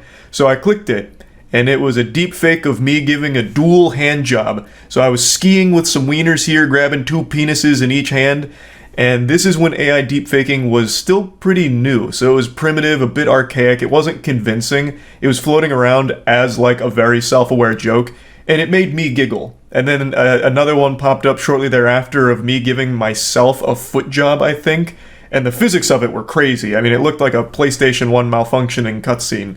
Like, there were quite a few AI deepfaked pornos of me. And I thought nothing of it other than, wow, this is goofy. But I did at least want to keep my eye on it because I knew, as everyone does with technology, it only gets more and more sophisticated. So fast forward to 2023. We're at a point where AI deepfaking is so impressive that only a few days ago, a picture of 4 women in bra and panties went viral on Twitter with dudes drooling over them, and then it was revealed that that was all AI generated and none of those women existed, and people's minds were blown. It's no longer like this goofy thing where it looks like fucking terrible Photoshop. It's a very convincing tool. So obviously some bad actors are making porn out of people that don't do sexual content and selling it as authentic. They're not selling it as AI deepfaked porn most of the time. A lot of these companies are selling it as like leaks or look at what just dropped in this special Discord server of this person. And then they're selling AI deepfake porn of people that don't do that. So it's not even being marketed as a deepfake by most of the companies out there at the moment. And a lot of people are none the wiser because of just how convincing and how real it is. Obviously, all of it is being made without the people's permission or their consent for this kind of content to be made. But it doesn't matter, it's spawned an entire industry out of people exploiting it and using it for this financial gain and this really seedy, shitty, shady, weird community that has grown from it. And I don't have a spicy take on all of it where it's like, pull yourself up by your own bootstraps, that's the price of being on the internet. Because I don't think that should be the price of being on the internet. Having to just have porn of you always exist, even when you don't do porn. Just like fucking deep-faked revenge porn or whatever, like, that shouldn't be the cost of doing business online. It should be illegal, and in 3 states it is. Hopefully that grows as the technology does, where they start making it illegal pretty much everywhere to deepfake fucking porn of people. But yeah, it's a pretty awful situation, and it's a pretty complicated one. I do think a lot of the streamers are taking the right approach of getting the sites that are hosting these things and producing these things taken down. That is absolutely the correct play. 100%. It's not like what they're doing is okay, and I don't understand the fucking weirdos that are defending it. So yeah, just wanted to talk about the whole AI situation here with the deepfakes, and that's about it. So yeah. Everyone knows that public nuisance streamers that go around harassing strangers, causing a commotion, and just making everyone's lives around them more miserable suck. Like, that's not a hot take. Everyone knows that. They're just this miasma of cringe that cause everyone a massive headache. But, as I and many others have pointed out for years now, they do inspire an entire generation of young viewers to be losers like them. Because they do find an audience, they do find success, they make money from it. So it becomes a career path and something that young kids want to do to try and emulate that behavior and be like them. It's fucking tragic, and now we're starting to see the results of all of this.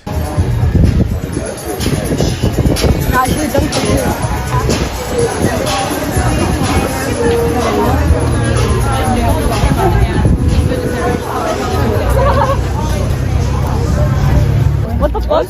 put your hand in my food again, and I'm throwing all of your phones. Hey, you're not touching our phone. Don't put your hand in my food again. Do not do that. You don't do that. This young whippersnapper can't be older than 11 years old, and he's already becoming a scourge. He's trying to do what all of the other public nuisance streamers do by just being a societal hemorrhoid. He still has his baby teeth. He hasn't even gotten his adult teeth yet, and he's already doing this shit. He just graduated from suckling milk out of his mother's bosom, and now he's trying to suckle milk out of Jack Doherty's titties here. He's just trying to get that clout through being a piece of shit. Now you're probably thinking to yourself, Charles, are you really going to be insulting an 11-year-old here? And the answer is a resounding absolutely. This needs to be squashed. You gotta put the kibosh on this immediately to learn that this is not acceptable at all. So absolutely, I will be insulting this kid and the entire goof troop that travels with him for these streams. Now, he has thankfully been banned for this, which is one of the very few times I've ever seen Kick ban someone. I imagine it's not a permaban, but it 100% should be. I guess we'll have to wait and see if it is. Yeah, though, this shit absolutely super sucks. So I'm doing a public service here by insulting them. Hopefully it discourages more people like this, and hopefully this kid grows and learns that it's awful. It's not even good content. People are watching you because you are a clown, and they're sitting on the edge of their seat waiting for you to get your ass beat. That is your entire audience. You are a fucking spittoon that they are spitting in. Why would you want that to be your whole brand? His whole stream is basically either arguing or fighting people, and this is him just taking food from a stranger's table.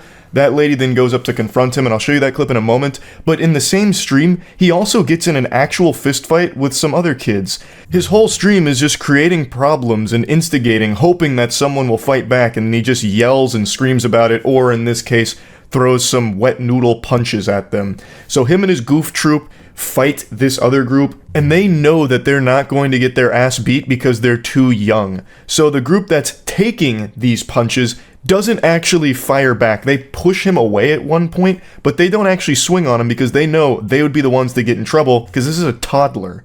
So they're using their age as a shield because they know there's going to be no real repercussions. Don't put your hand in my food again. Do not do that. You don't do that to people. Who do you think you are? Who do you think you are? Stop filming me. You're a nobody. It's a live stream. You can't stop it. Who the fuck are you? Who the fuck are you?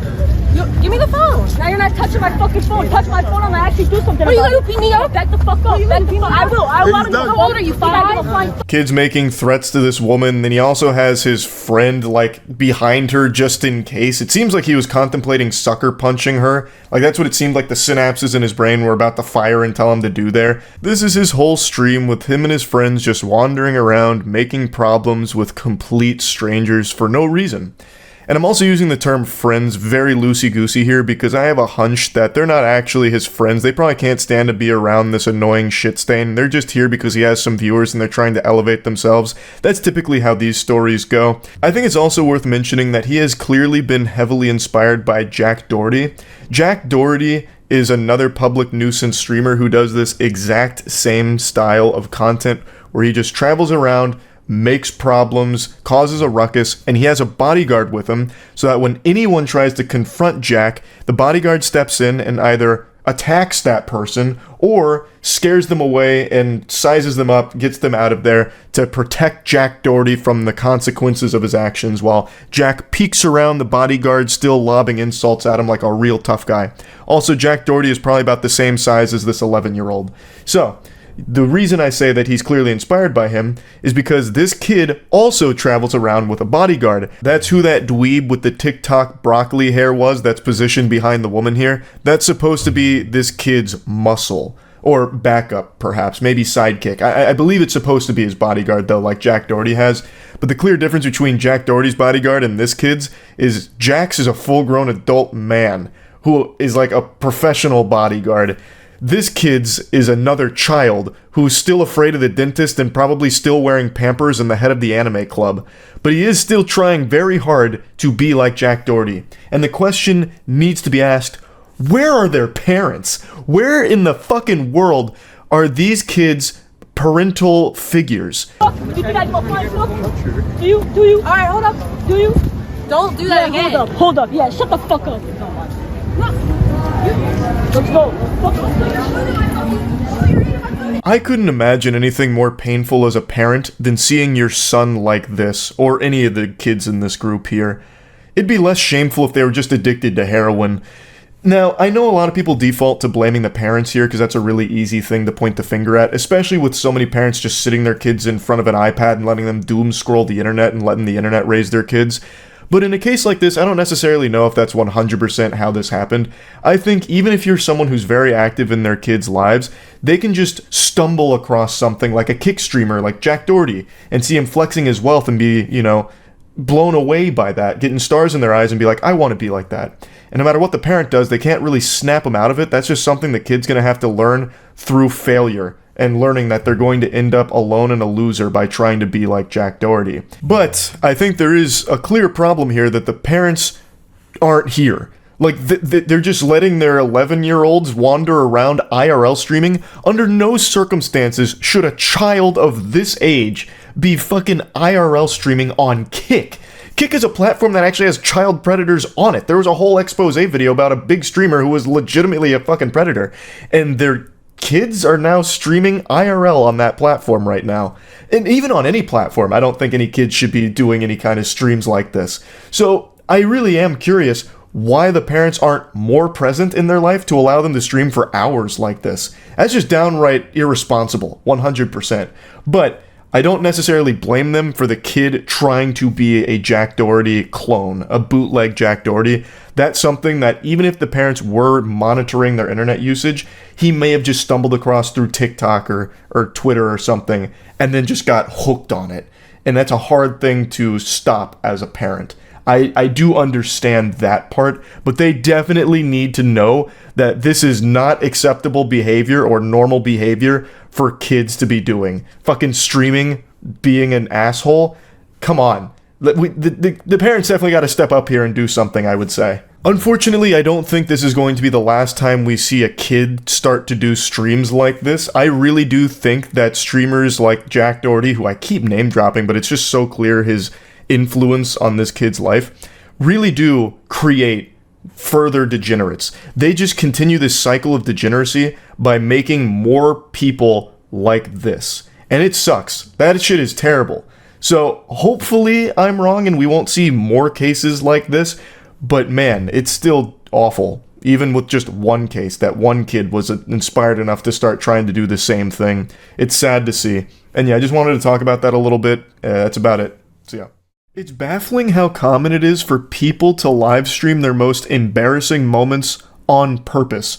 They're filming their own lowlights, their own worst ofs for the montage of shame. Things most people would want buried forever, they are proudly with a smile on their face broadcasting to their audience for content. Today, an extremely trashy stream clip has gone viral with a streamer named Elisa Jordana firing up a live stream after learning that her boyfriend has been cheating on her. I'm going to go through most of what happens in the stream, but the clip everyone's seen, which we'll get to towards the end, is at the very end of the stream. It's about 2 hours and 20 minutes. She gets her boyfriend in the car, and then she starts attacking him while she's driving. So she starts physically hitting him. And then she hits him very hard in the nose, like a full-blown strike to the nose, like a fucking monk's palm strike to his nose. It was quite a wallop. Like, if she was playing that boxing bag game that you see at bars where it measures your punch and it like grades your force up to 999, she probably would have scored like a 700 with that strike. So it definitely could have caused some damage.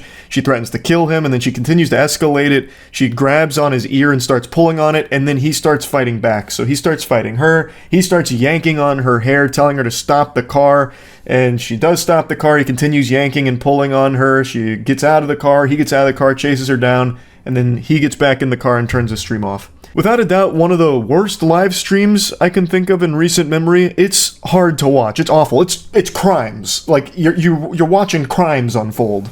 He lied so much to me. He lied so much to me. And he lied and he told her I'm just like a streamer and it was just an investment. And like the whole time he was talking to me, he was talking to her. The whole time. Gadzooks, what in the fuck would possibly possess you to want to start a live stream after learning something so heavy?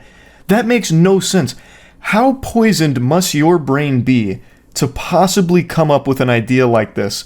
Learning that your boyfriend has been cheating on you and then immediately turning it into a stream for content? That's incomprehensible. I don't understand why people want to broadcast every single waking moment of their lives to a bunch of strangers online, a ton of goobers who are just going to sit back tossing popcorn down their gullet because it's just entertainment to them, even though it's your life that's being ruined in real time. Why do that? Fucking Jack Bauer couldn't torture me enough to force me to go live after learning something like this. He could put all the jumper cables he wants on my nipples and scrotum. I still wouldn't do it because it's a horrible thing to want to put out there. I couldn't even imagine just firing up the stream. Hey guys, this one's going to be a little bit different than usual. Turns out she's getting piped by another man right now. They're steaming ham as we speak. Oh, thanks for the $6. Charlie's girl is slobbering on my meat. Ha ha ha. And sending her money on Venmo. Yeah, but why are you surprised? I'm not surprised, Brandon. I'm not surprised. Actually, I'll go to Tanger's Outlets right here. I just don't get why you would cry over him, dude. Like, you already got money. You already supposedly got money from him. I did, but he still was very bad, Brandon. Yeah, so what do you think would happen if you're going to marry him, this and that? I'm not marrying him, Brandon. I'm obviously not marrying him. Yeah, but I'm saying if you... She then goes for this joyride, or lack thereof joy, and it's the most distracted driving I've ever seen. No exaggeration. She doesn't even pretend to be paying attention to the road. She is glued to her phone or reading the chat, I believe, because she does get donations. She has text-to-speech enabled, so she is getting donations throughout this stream. And she is always looking at something other than the road. That is extremely dangerous, not only to herself, but all of the people on the road around her. And you can see that she busts out that crazy U-turn and gets honked at because that came out of fucking nowhere like a jump scare to all the other drivers. This is just, it's unhinged. This is, again, unacceptable. It's illegal. You can't be driving like this. I understand she's upset after finding out her partner's been unfaithful. Anyone in the world would feel the same way. But not many people in the world would handle it the way she is, by starting up a fucking live stream for people to be tuned in on with everything. Not only is she very dangerously behaving here on the road, but then she then starts just dropping all kinds of personal information publicly. Just publicly revealing a lot of things that 100% should stay private. Why is that a no? Okay, I'm gonna go to Tanger's Outlet actually with his card right now. All right, let's do that. Tanger's Outlet. Let's go on a shopping spree. Hope you find your way home. 48 JSK. Not that much money left. Should I spend this money? Sparrows for everyone? Another lore dump for you for why she drove to the mall here. It's because she had his wallet and stated she wanted to go on a bit of a shopping spree with his cards. And then on stream, she actually opens his wallet and shows his driver's license and says, should I drop his cards in the Discord? So threatening to also just show his cards to her community. She then takes money out of his wallet and says, should I buy food for everyone? Those are all crimes. Again, you're compiling evidence against yourself. You're doing the police's job for them.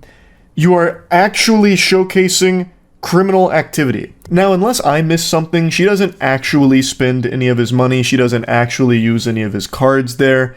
She just makes the threats that she could and would do so.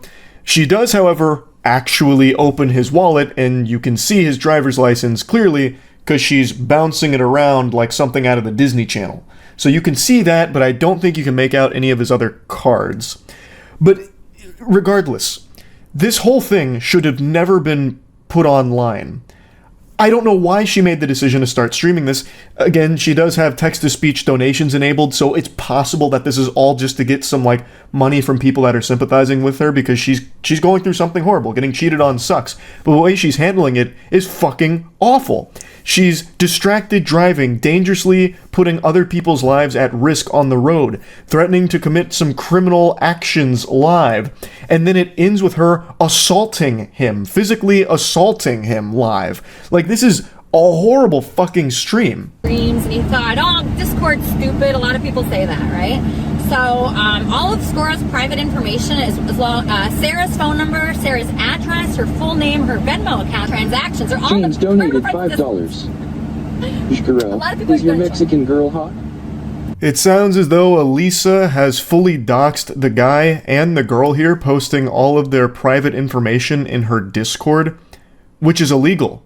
You can't do that. I also think it's worth mentioning, since you caught a glimpse of it there, anytime that girl, Sarah, is brought up during this stream, both Elisa and the community of pay piggies that's donating to her always make sure to mention that she's Mexican, and they make statements in the chat about that as well. Throughout the stream, reading the chat, there were so many moments of genuine racism, it was fucking sickening. FYI, February... I called Sarah, you fucking bitch. I'm gonna fucking kill you. I'm gonna kill you. It's okay. Sorry. You had hit him in my presence. Okay, I'm not gonna talk about the bad topic. Well, I think I stay can out. talk about it. No, I said I'm gonna stop talking about it. Okay, good. No, it's not okay. You ever been cheated on for 2 years with a 20-year-old Mexican? I'm I doubt not getting it. into my business. Okay, all right, well, I'm just telling you that's my business. I really don't want to talk to you. This happened shortly before the viral clip from this stream where she starts hitting him in the car. So prior to them getting in the vehicle, she pushed him outside, and it was actually observed by someone who confronted her about it, because in this instance, her violent outburst was in broad daylight in view of public and bystanders. So someone came up to her, I believe it was an officer, and talked to her about it, and even during this talk, Elisa still finds a way to mention that the other girl is Mexican. Hello? Hi, Sarah, how are you? How are you, Sarah? Hi. Thanks so much for calling. I'm just gonna send you like 6 months of texts of your nudes and, you know, different sentences that he... Sarah, I'm sorry about this. Don't talk. Don't fucking talk. Idiot. Yes, Sarah, we're really sorry about this. I'm sending him your way today. Fucking... Yeah. No, so Bahram, how do you pronounce it? Do you know? I don't know. Shut the fuck up, cunt. Yeah, what's up? She's half your age. She's half your age. Delete the number, please. I cut out the ending here because it's a lot. Like, even this much, I don't even know if YouTube will allow me to show. I'm really not sure. It's legitimate assault. So she hits him a couple of times, the nose hit by far being the biggest blow. And then after where I cut it off, he grabs her hair and starts yanking and pulling on her, and she starts talking about how he's killing her, and the car stops, and then eventually she gets out of the car, he chases her down. I think she gets in another vehicle in the background, and then he comes back into the car and turns the stream off. It's a horrifying thing to watch, to be honest. As of right now, Elisa has been arrested. Her mugshot and booking information is all out there for this incident. There's no update on the guy or what's going on with that part of all of this, but what a fucking awful live stream. Now on Twitter, there's been a lot of debate about this video on whether or not the man's actions were justified in this situation, and most people are saying that they were, claiming that he was acting in self-defense. And it seems like the law would agree with them on that take, because from everything I can find, he hasn't been booked or charged with anything. Now, I think it's important we remember that the guy in this video is no saint. He cheated on his significant other. That is the behavior of a piece of shit. But under no circumstances does anyone deserve to be beaten like this. He's not a good guy, but he is still the victim of an assault. And I think all of the video evidence suggests that this was a case of self-defense. He didn't lash out at her or strike at her until she went in again for like the third or fourth time, assaulting him. And then he did fight back.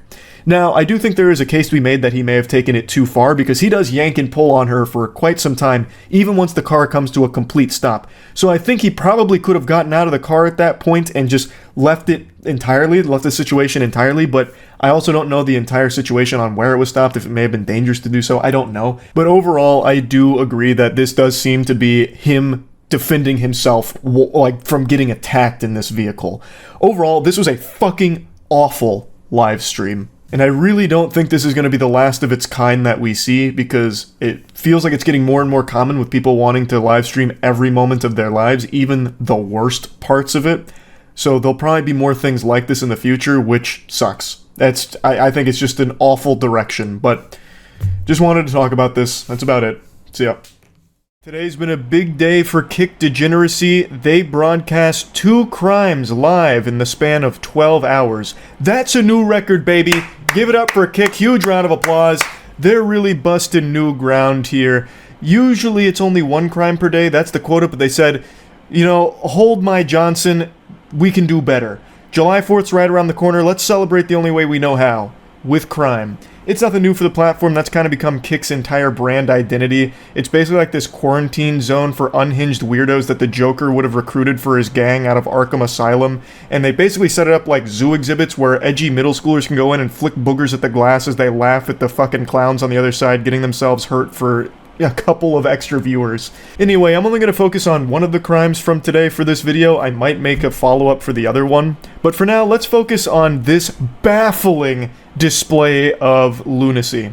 So, a Kick streamer harassed this couple in public. The couple then started arguing with this loser, who got so butthurt that this couple dared argue with him and touch his phone as he put it in their face, jamming it down their throat like he's giving them a fucking endoscopy, that he, in response to their argument and touching his phone, pulls out a gun and starts threatening to murder them. He says multiple times that he's willing to blow them away. He's ready to kill these two in cold blood because his feelings got hurt that they insulted him after he started shit with them. You pussy. I love the POV from Nampa Stream Prime. It shows the real you. You gotta appreciate your height, your balding, and your few palma art. You ain't shit. Who's gonna sock who's gonna sock him in the face? Do you want to get What are you doing? You better let go of his shit. But do you want to suck in the face? Turbo Douchebag has his chat on screen, and I had to censor it because they just keep saying some awful shit and putting links to things that I have no idea what they are, but I'm not taking any chances with it. They just keep calling this woman a whore. So he went up to her, he started insulting them, and then the chat was like, "Whore! What a whore! Look at her! There's a whore around! Hey, anyone else just sneeze? It's because we're allergic to whores!" That's like his whole chat. Great community he's fostered here, and that sounds about par for the course for this kind of content. If you can even call it content, all it is this guy trying to turn himself into a human punching bag, but he's so fucking sensitive he can't even play that role well, he can't even be the heel. So the second someone challenges him, like here with the woman, like insulting him and then like slapping his phone, he snaps and brings out a gun. Oh yeah, I got burnt, bitch. Shoot her. Shoot her. Get the fuck down here. Yeah, she's in there grabbing my phone. Oh, you want problems? You want problems too? You want problem? You want problem? You just grabbed my phone. You just grabbed my phone. You don't touch my shit. Don't touch my shit. Don't touch my shit. Don't grab my shit. I'll promise you I'll shoot the shit. Let it go. Don't touch my shit. Bro's got the Glock set to Wumbo here. The size of this fucking piece is actually pretty crazy. Maybe it's just like the angle of the camera here, but that shit looks like a Roblox gun. What an incredibly stupid thing to bring a gun out for, especially considering he started this. I don't know how he would never expect someone to slap his phone when he's actually putting it directly in their face. He is basically the one that's instigating a physical confrontation, not only by being an insufferable douchebag that's harassing random people, but he is getting as close to their face as he possibly can, like trying to put their skin under a microscope. Like, I have no doubt if you looked at his footage, it'd probably look like Ant-Man when he was shrinking to get to the quantum realm. Like, he is so close to them, and the natural human instinct in a situation like that is to swat that garbage away. Like, I don't know how he wouldn't expect that. I promise you. Why would you grab the shit on my phone? You don't understand what trouble you're getting yourself into. What trouble? Let go of my shit. I promise you I'll blow you away. I promise you I'll blow you away. We're gonna leave. I promise you. You about to get blasted. Alright. We're going to leave, What? but here, Leave, don't boss and leave. She touched us first. She touched us first. He even goes as far as to say that she touched us first, as if he had nothing to do with how this whole thing started. It's her fault. She's crazy. Someone help. Crazy lady. She hit my phone. So I'm going to kill her. And it's justified. I feel threatened. She hit my phone, so I'm gonna start shooting. All right. It is 100% his fault, and he is 100% a bitch for this. To pull out a gun on two people that you've just harassed and are now willing to kill because they dared argue with you and touch your phone that you were shoving in their face, you are such a piece of shit. All right, I could. It's public. It's public. Put your fucking. All right, yeah. Dumb fuck. Fuck out of here. You. He fucking sprayed, dude. He fucking sprayed. He sprayed all of us. All right. Please. Fuck out of here. I'm a fucking. You stupid. Now you can hear the other guys say, you sprayed everyone, so I'm thinking what happened here based on the rest of the clip and also the events preceding it. One of the people on this goober squad, the fucking goof troop here, actually maced the couple. The Charmin Ultrasoft squad not only brought out a gun, but then also maced the couple because they dared argue back after being harassed by this loser, and then slap his phone. That is craziness. To me, this seems like these streamers are using this content as a convenient excuse to try and get a rise out of people and then assault them. So they bring mace, they bring a gun, I bet they also have fucking taser too, maybe brass knuckles, like what else did they bring here? A fucking golf club to go Last of Us 2 on someone? It really feels like they just want to hurt people and they're using these pranks as a vessel to maybe have some way of doing it and trying to argue that it was self-defense, like, oh, they just reacted really bad to our prank, so we had to shoot them, or we had to mace them. It's unhinged. It's absolute insanity. No, you guys He sprayed us. Your face is burning. Dude, my fucking eyes are I don't know what you guys are doing. Come on, let's go. Fuck out of here. Like, what is that extra? Hit the away. All way. Let's go.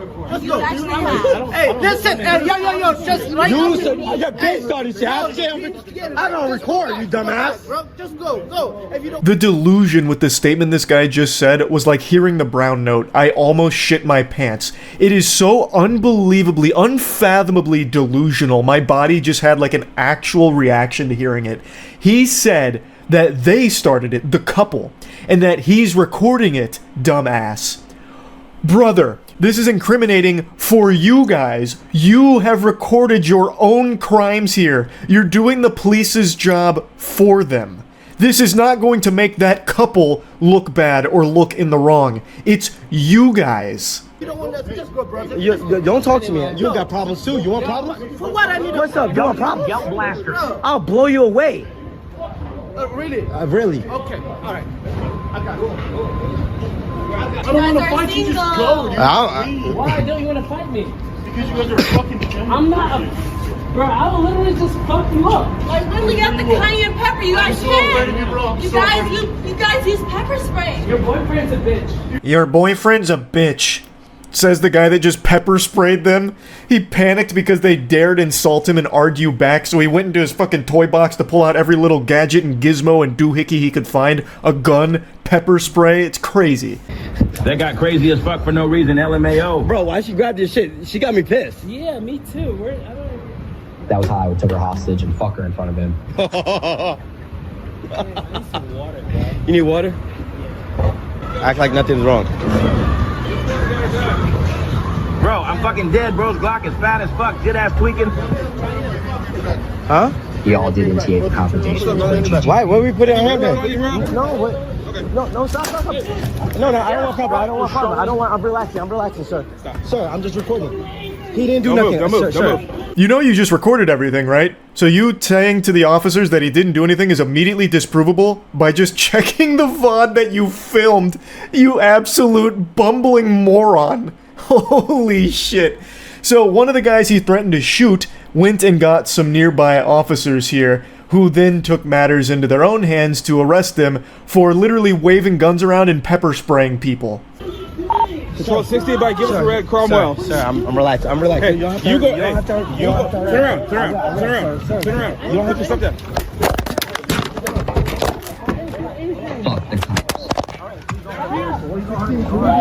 Don't hurt me, please. Don't hurt me. On your stomach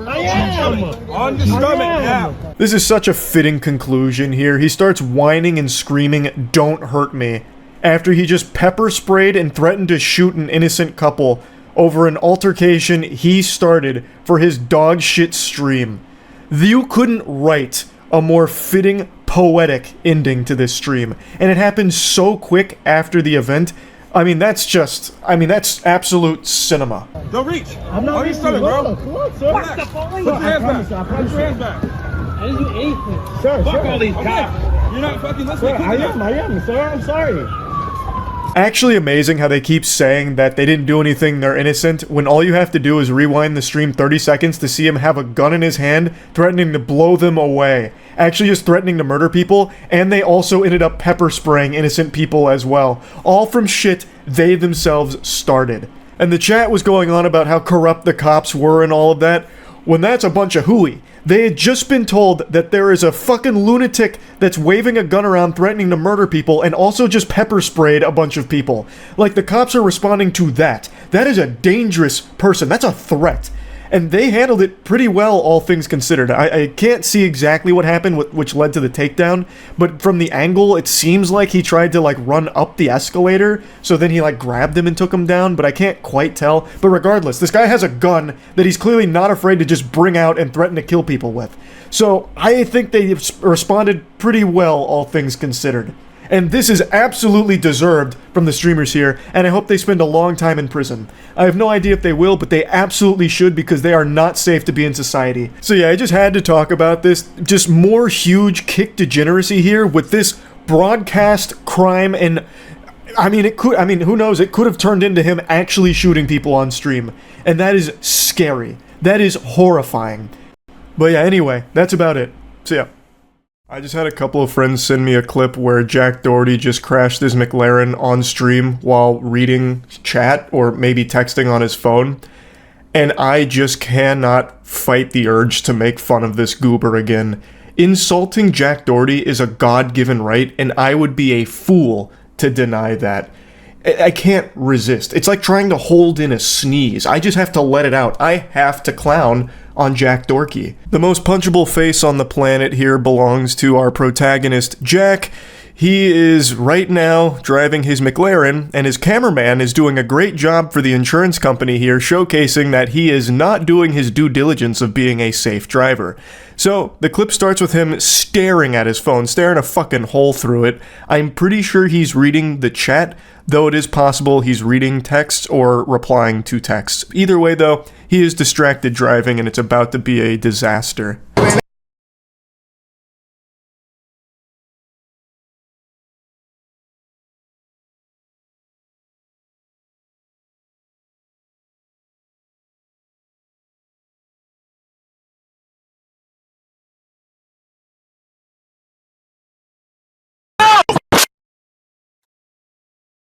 Oh, fuck. No, watch out, watch out.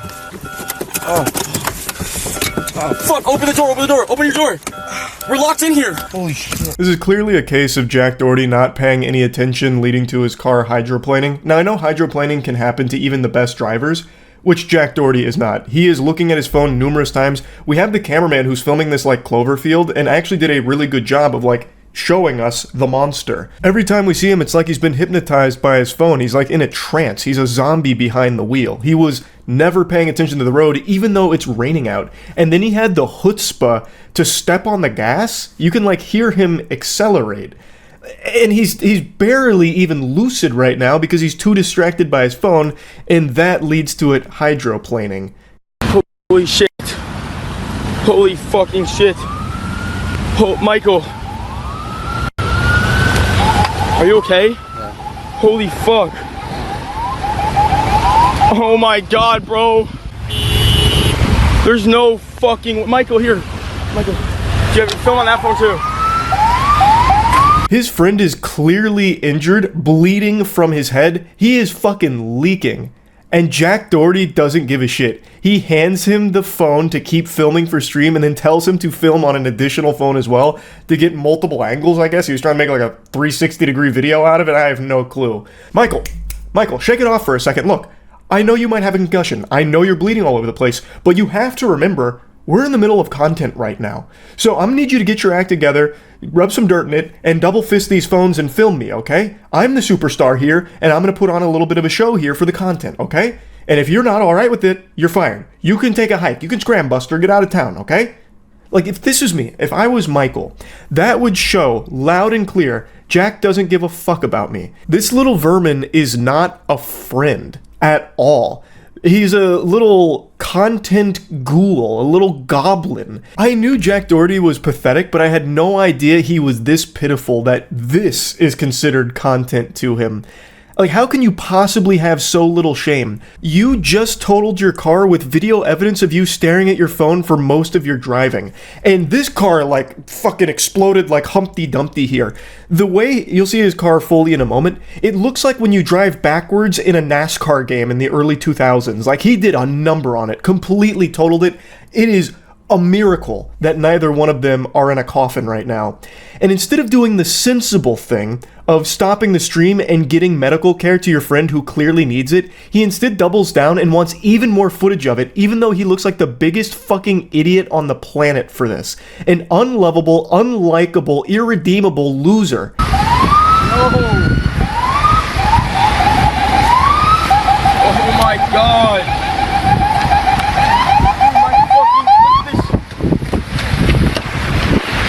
My car is totaled, bro.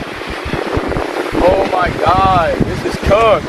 I don't even think he cares. I think this guy is so far gone. He's such a sociopath disconnected from reality. I actually think he's viewing this in his head as a positive thing. Like, oh, there's going to be a lot of views. This is actually going to be like really good for the brand.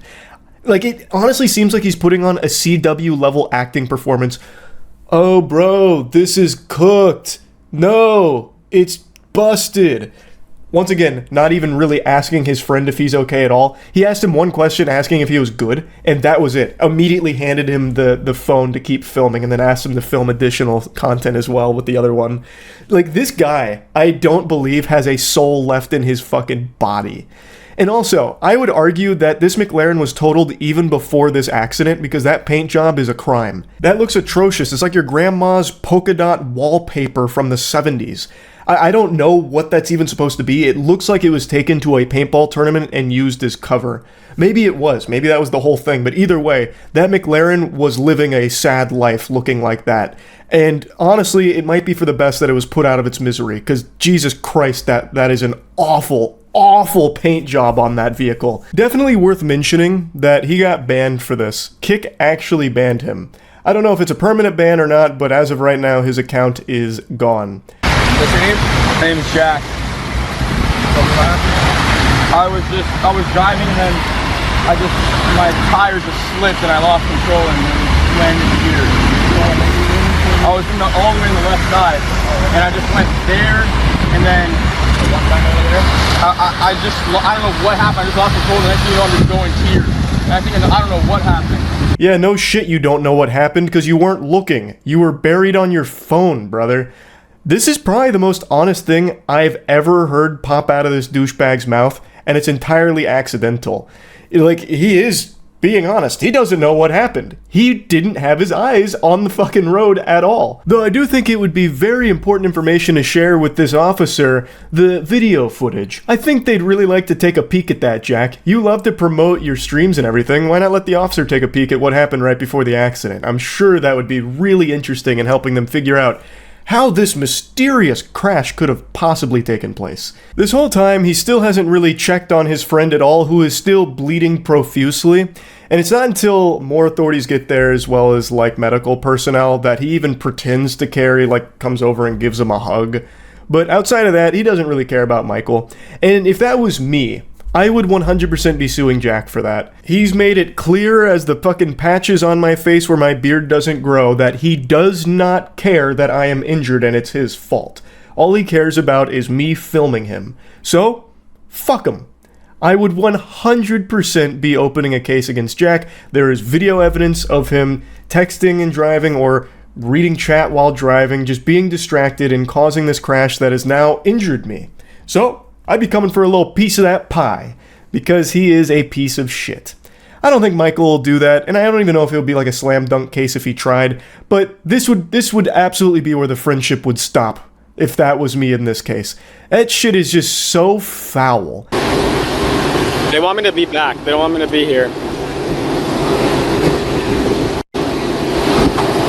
For some reason that not even science can explain, Jack Doherty takes this as an opportunity to bust out the pepperonis here and get his shirt off. I don't understand why he likes to be shirtless so much when he has a body that's built like a bag of milk. I thought for like a split second maybe the medical personnel asked him to do that so they could check him for like abrasions or anything like that. But I don't think they did, because he did that like in the middle of a conversation with the authorities. And he does get into like the back of an ambulance to get examined, but from what I can hear and what I can tell, they never asked him to take his shirt off. Plus, they probably would have done that in the ambulance as opposed to just on the road. But I don't know for sure. Most of the time, Jack Doherty does have his shirt off for some reason, and not even totaling his McLaren and splitting his friend's face open is enough to stop him from doing that. That shirt's coming off come hell or high water, it doesn't matter. And man, we are all the worse off for it. Like, Jesus Christ. Overall, though, it is very lucky that everyone else on the road was safe from Jack Doherty's negligent wrath here behind the wheel of the McLaren. He didn't hit any other vehicles from what I can see, and it's also very lucky that neither him nor his friend died from this. So, all things considered, he got very lucky with this crash, because it could have been a lot worse. Maybe this will be a wake-up call for him. I doubt it. I don't think he has the capability of actually learning and growing and evolving, but we'll see. That's about it. See ya. Get your tissues out, because I want you to think about the saddest story you've ever read. Now dry your eyes, because I'm going to give you a much sadder story that's going to make the one you thought of seem like a holly jolly fairy tale of butterflies and good butt. A man in China sent $550,000, draining all of his money and his family's life savings, to give it to a streamer so she would call him bro. I couldn't imagine something so pathetic. Brother, I'll call you bro for half that amount of money. It's such a small ask. Like, he wasn't asking for like feet pics or any like degenerate photos, wasn't trying to like buy a girlfriend here, where some like delusional viewers will donate to a streamer hoping that they'll end up dating. Like, it'll be this, you know, storybook conclusion where I started as a donator, now I'm her husband. Like, he didn't even want any of that. All he wanted was for her to call him bro. I can tell you right now, there are streamers that probably would adopt you, and you would be their actual brother for 550,000 clams. Apparently, Chinese social media has been gadooshing this guy. He's been getting clowned on relentlessly for this, because he's been tipping this one particular streamer for a while in a desperate attempt just to hear her call him brother. That's all. And he spent so much money and had so little left that he had to resort to just eating plain steamed buns to survive amidst his financial ruin. In his poisoned, clouded mind, the dark side took root, and he was convinced by the devil on his shoulder that hearing this streamer call him brother was more important than eating. He needed it more than he needed air and nutrients. So, they only list his surname, Hong, but I imagine on Chinese social media they know the guy's screen name, because they probably recognize this, because most people would remember someone donating this amount of money to one individual streamer. Fucking 550,000 doubloons all going to one streamer over a short period of time, all with the same singular goal of hearing brother being whispered in the same sentence as his name. Most people are going to remember a weirdo whack job like that. And I imagine his screen name is something so silly. Like, I bet he has one of those, like, pseudo badass screen names, something hardcore, like Gore Daddy. His spiral into madness began earlier this year after he developed an obsession with a streamer and began funneling money into supporting her. And they're keeping the streamer's identity undisclosed, probably for the safety of the streamer, I would imagine, so that's not super surprising. Initially, he drained his family's savings, and then they restricted his access to the funds because he was going ballistic, hog wild with the money there, just putting it all towards this streamer. But that wasn't enough to stop him. That was only an obstacle in the way of his ultimate goal of hearing this streamer call him brother. So he then decided to take it to the next level and start committing crimes to get access to that money so he can continue to fuel this obsession. And he actually took a play out of my local crackheads playbook where he started stealing copper material. That is like crime 101 type shit. That's like something you would Google, like, how to commit crime for quick money, and a WikiHow article would come up, and this would be what they tell you to do. He was actually stealing copper in order to start paying for his donations to this streamer. So he worked in the hardware trade and started stealing the copper from it. He would routinely pilfer copper during his deliveries and sold it to waste recycling stations for cash. It continued until October 15th when the factory reported a significant quantity of missing copper, and they suspected that it had been stolen.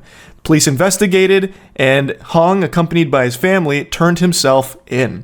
He confessed to only 2 recent thefts, denying any further involvement, but, spoiler alert, that wasn't truthful. However, when confronted with evidence from his financial transactions, which revealed unexplained income and substantial expenditures on the live streaming platform, he ultimately confessed. He committed over 40 thefts since May, amassing a total of $316,000, all of which were spent donating to that streamer and trying to get her to call him brother. But that is an absurd amount of copper theft. This is like a villain the Crimson Chin would have battled in Fairly Odd Parents. Like, that is a pretty impressive amount of copper, and I got a sneaking suspicion they didn't get it all. I bet he still has some stashed away for a rainy day. He's probably got like a fucking bat cave of copper. He's like the Bruce Wayne of copper. Anyway, though, he did explain his motives to kind of shed some light on why he was doing all of this. Hong stated, "I didn't want to meet her. I just wanted to hear her call me brother." What the fuck? Apparently, a good bit of the money has been recovered and returned to the factory, and the article reiterates that he had to rely heavily on plain steamed buns to stay alive and sustain himself so he wouldn't just die from starvation, because he spent all of his money donating to her, desperately trying to hear the moment she calls him brother. I picture this like that scene from The Dark Knight with Harvey Dent, where he goes, "Say it!" Like, that's him to his computer screen every time he donates to that streamer, just waiting for the word brother to leave her lips. And I guess it never did. He's still on this endless pursuit. It's fucking, it's actually frightening just how poisoned someone's brain can become. It is scary. He even says, like, I had no interest in meeting her, didn't want to meet her. I just wanted to hear her call me brother. Why?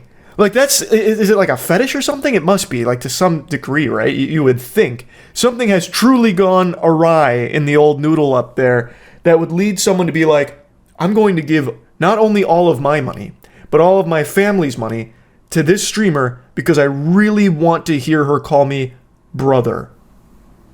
That's so peculiar. That's so odd. Dude was willing to die for the cause too, like a brave Astartes warrior out of Warhammer 40k here. This man was starving himself. Like, I bet he was fighting rats for scraps, like, you know, beating rats for crumbs around his abode. Like, I don't know what state he was in when they found him, but from the way they talk about him, I imagine he was in a state of near malnourishment if he only had like some plain steamed buns to survive off of, because he actually spent every single dollar on this quest to hear the streamer call him brother, and I guess still never even accomplished that goal. And something else really crazy that stood out to me that I learned from this article is, according to iResearch, the market size for virtual gift donations during live streams in China reached $19 billion in 2019. I feel like I'm fucking Dr. Evil saying that number right there. That is incomprehensible. And it's projected to grow to $57 billion by next year. That is an unreal amount of money to be virtually gifting streamers. And then it goes into like some of the Chinese social media responses to the story. What kind of copper is worth over 2 million yuan? That really blows my mind. If you just want to hear it, why not record it and play it on repeat? Checkmate. There are so many ways that you could you could poke holes in this man's plan. It's not exactly the most thought out or most sensible plan. Yep, there's a lot wrong here. And another one that said 4 million yuan for a single word brother. Maybe you should see a psychiatrist. I agree with that analysis as well. I knew the market size was huge in China, but I had no idea it was that big. So I'm starting to think that maybe I'm wrong and that $550,000 from a single viewer to a single streamer actually isn't all that abnormal over there based on those numbers. Like, that's... I actually can't even wrap my head around that. That is unbelievable. I also imagine this isn't the only time this has happened. This isn't like an isolated incident. I imagine it's still probably pretty rare for someone to donate every single dollar they have to a streamer, and it's probably one of a kind here, a unique shiny Pokemon type story of someone who's donating all of that money to a streamer just to hear them say one word, brother. That's probably never happened before, but I think Hong isn't alone in being someone, a viewer of a stream in China that donates all of their money to a streamer they're obsessed with. We even see that happen in the States too, sometimes, on like Twitch. That's happened a couple of times that I recall over the years. I just haven't seen to this degree, where it's the family's entire life savings, then they're committing crime in order to keep going through this fixation. Like, it's scary. Like, that, it is terrifying. Another thing that got me stinking and thinking was about the streamer here who received the $550,000. Now knowing what's been publicized about the individual who donated it, do you think the streamer is going to give it back? I feel like, you know, the money was stolen from the family and then stolen from Copper. Probably should give it back, I would think, but I don't know if there's any, like, obligation to do it or anything, so I'm just kind of wondering how that's going to play out. Hopefully the family whose life savings have been drained here on this degeneracy can get that money back, because they didn't deserve that. That's horrible. That's awful. So anyway, just want to talk about this a little bit. That's it. So yeah. Occasionally there's moments where an entire community bands together to accomplish a single goal, collaboratively working towards something truly wholesome, positive, and special.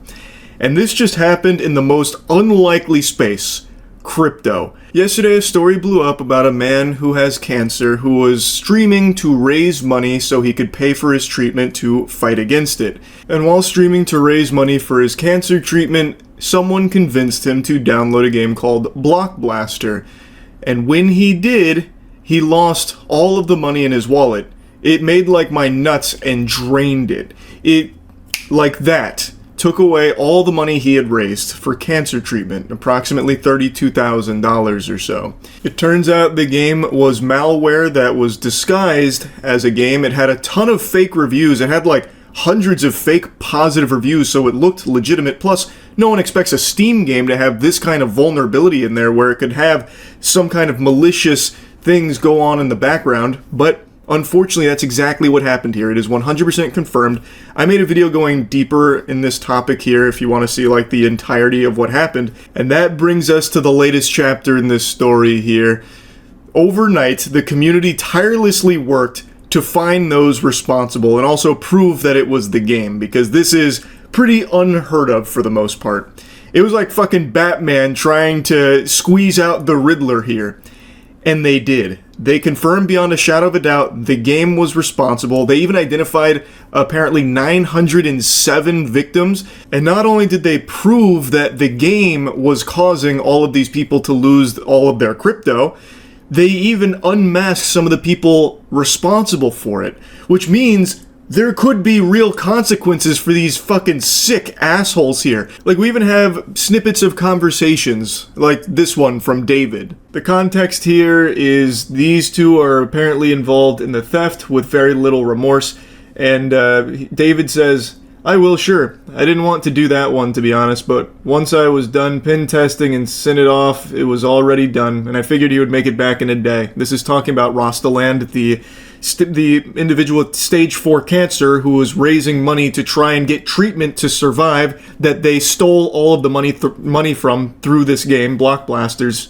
He said, "Bro, it's fucking huge. Life is fucked up, I know." And that's apparently referring to his tumor. Rostaland has a sarcoma. And he has posted some pictures of it because obviously being a pump.fun streamer, there's a lot of distrust. So he has done everything he can to prove the legitimacy. And like I said in the last video, it seems like everything there he is being honest about. Like, he is telling the truth. He's not faking cancer, I don't believe. So this is him talking about it. He even says, "Dog, I will send it back, but he literally will make it back in a few hours. I checked how much he already made back." And then the other guy said he already made it back, to be honest. This is one of a few suspects. Now, Zach XBT actually reached out to me to give me even more information about this case because it is crazy. So real quick before getting into like more of the suspects, I would like to show you the evidence they compiled about all of the malicious files in Block Blasters that was leading to all of these people losing their money just from downloading a fucking Steam game. So if you check the Steam charts, it only ever had like a peak player count of 8, but it had 6.4 thousand downloads. So Steam charts are good to get a metric of like how alive a game is, but it doesn't tell you the whole story of how many people have played the game. And of that 6.4 thousand, it seems 907 victims were identified, people that maybe lost a lot of their crypto because they downloaded this. That's a lot of people. I really would wonder how much money they stole just from having this game on Steam.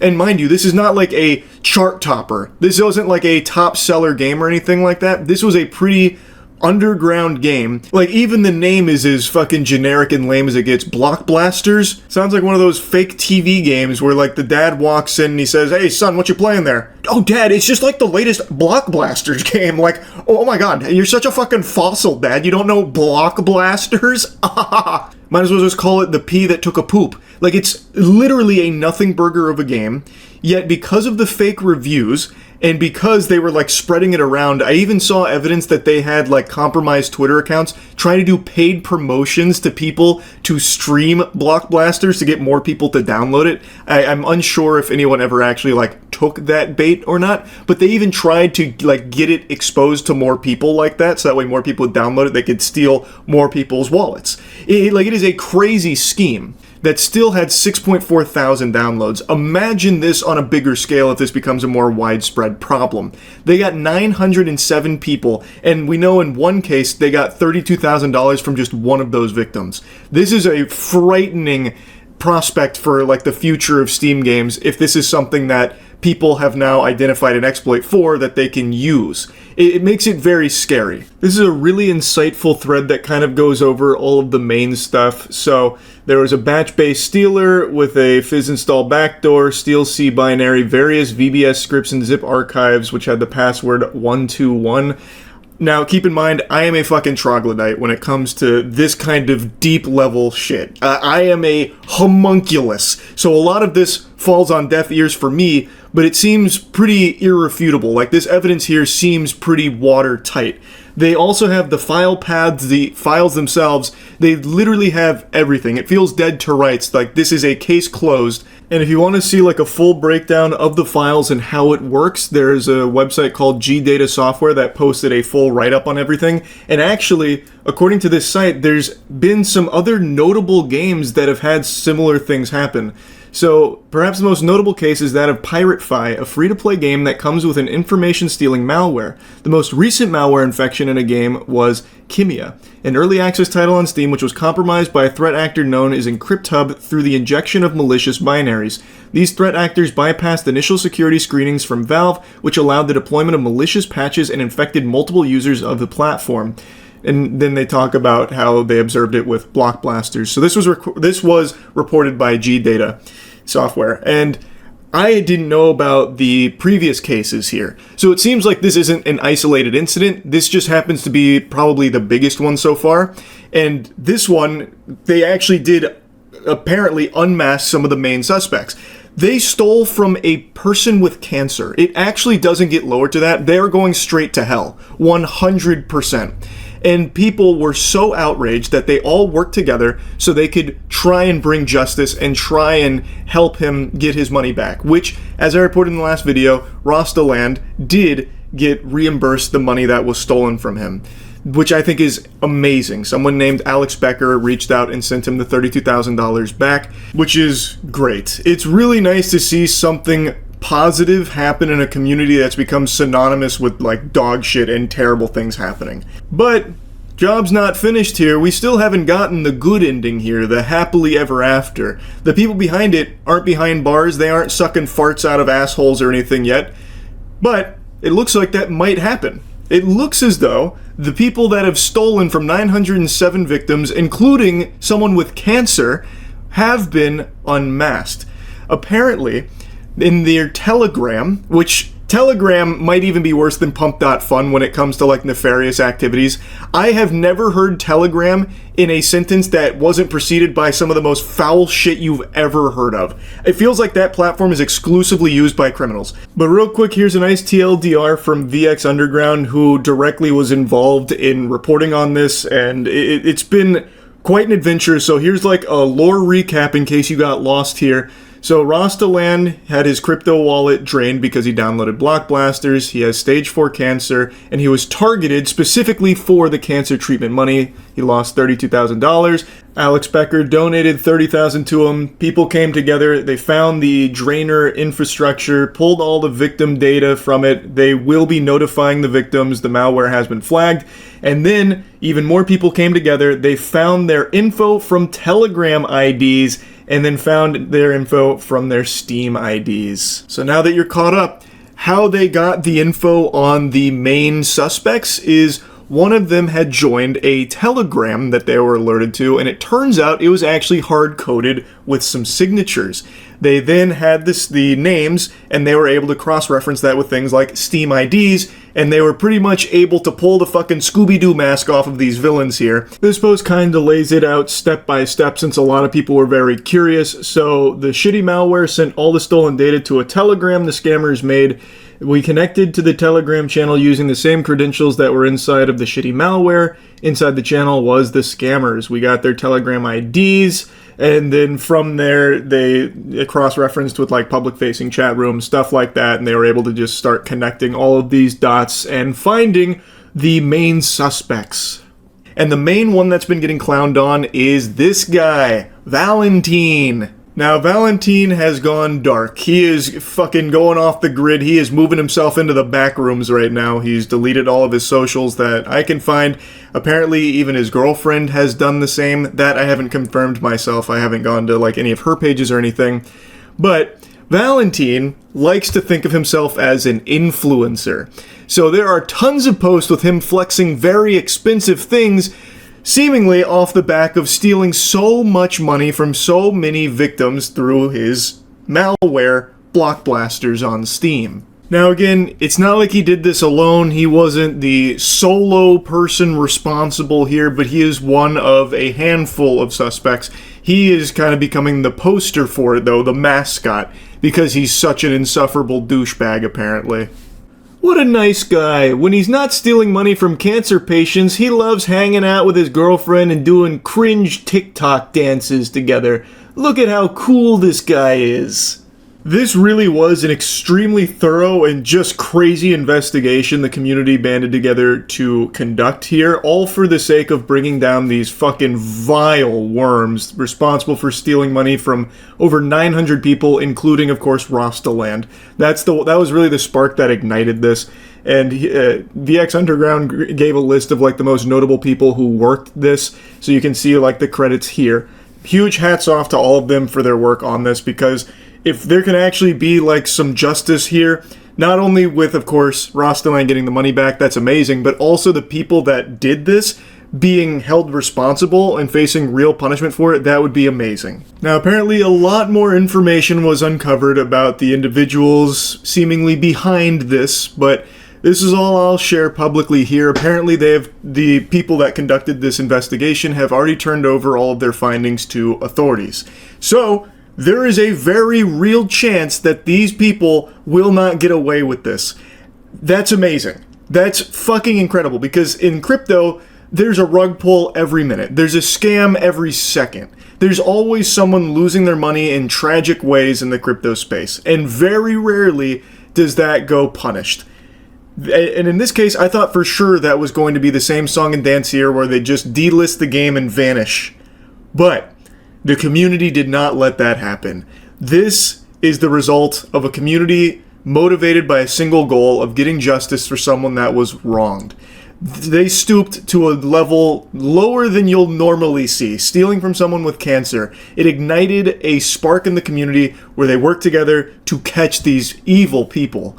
And I think that is great. I can only now hope that the authorities will do their job and actually deliver some consequences to those responsible for this attack. And hopefully all of the other victims will get their money back as well somehow. I don't exactly know what that'll look like, but I'm really hoping the other 906 people that downloaded this game and perhaps lost a lot of money because of it will be made whole again too. Anyway, I had to give you the follow-up here. This has just been nuts. And I do think that this maybe needs to be some kind of wake-up call to Steam, that there is something that needs to be changed, so that way this kind of thing can't happen again in the future. They need to like revamp their like screening protocols or something, and I understand that it's like just a complete open market where people can just dump their bowels on there willy-nilly, but having this kind of possibility on the table is very scary to anyone on the platform that might see a game from a small indie dev that looks interesting, they download it, all of a sudden they have some really harmful shit on their computer. That is something that needs to be explored and fixed.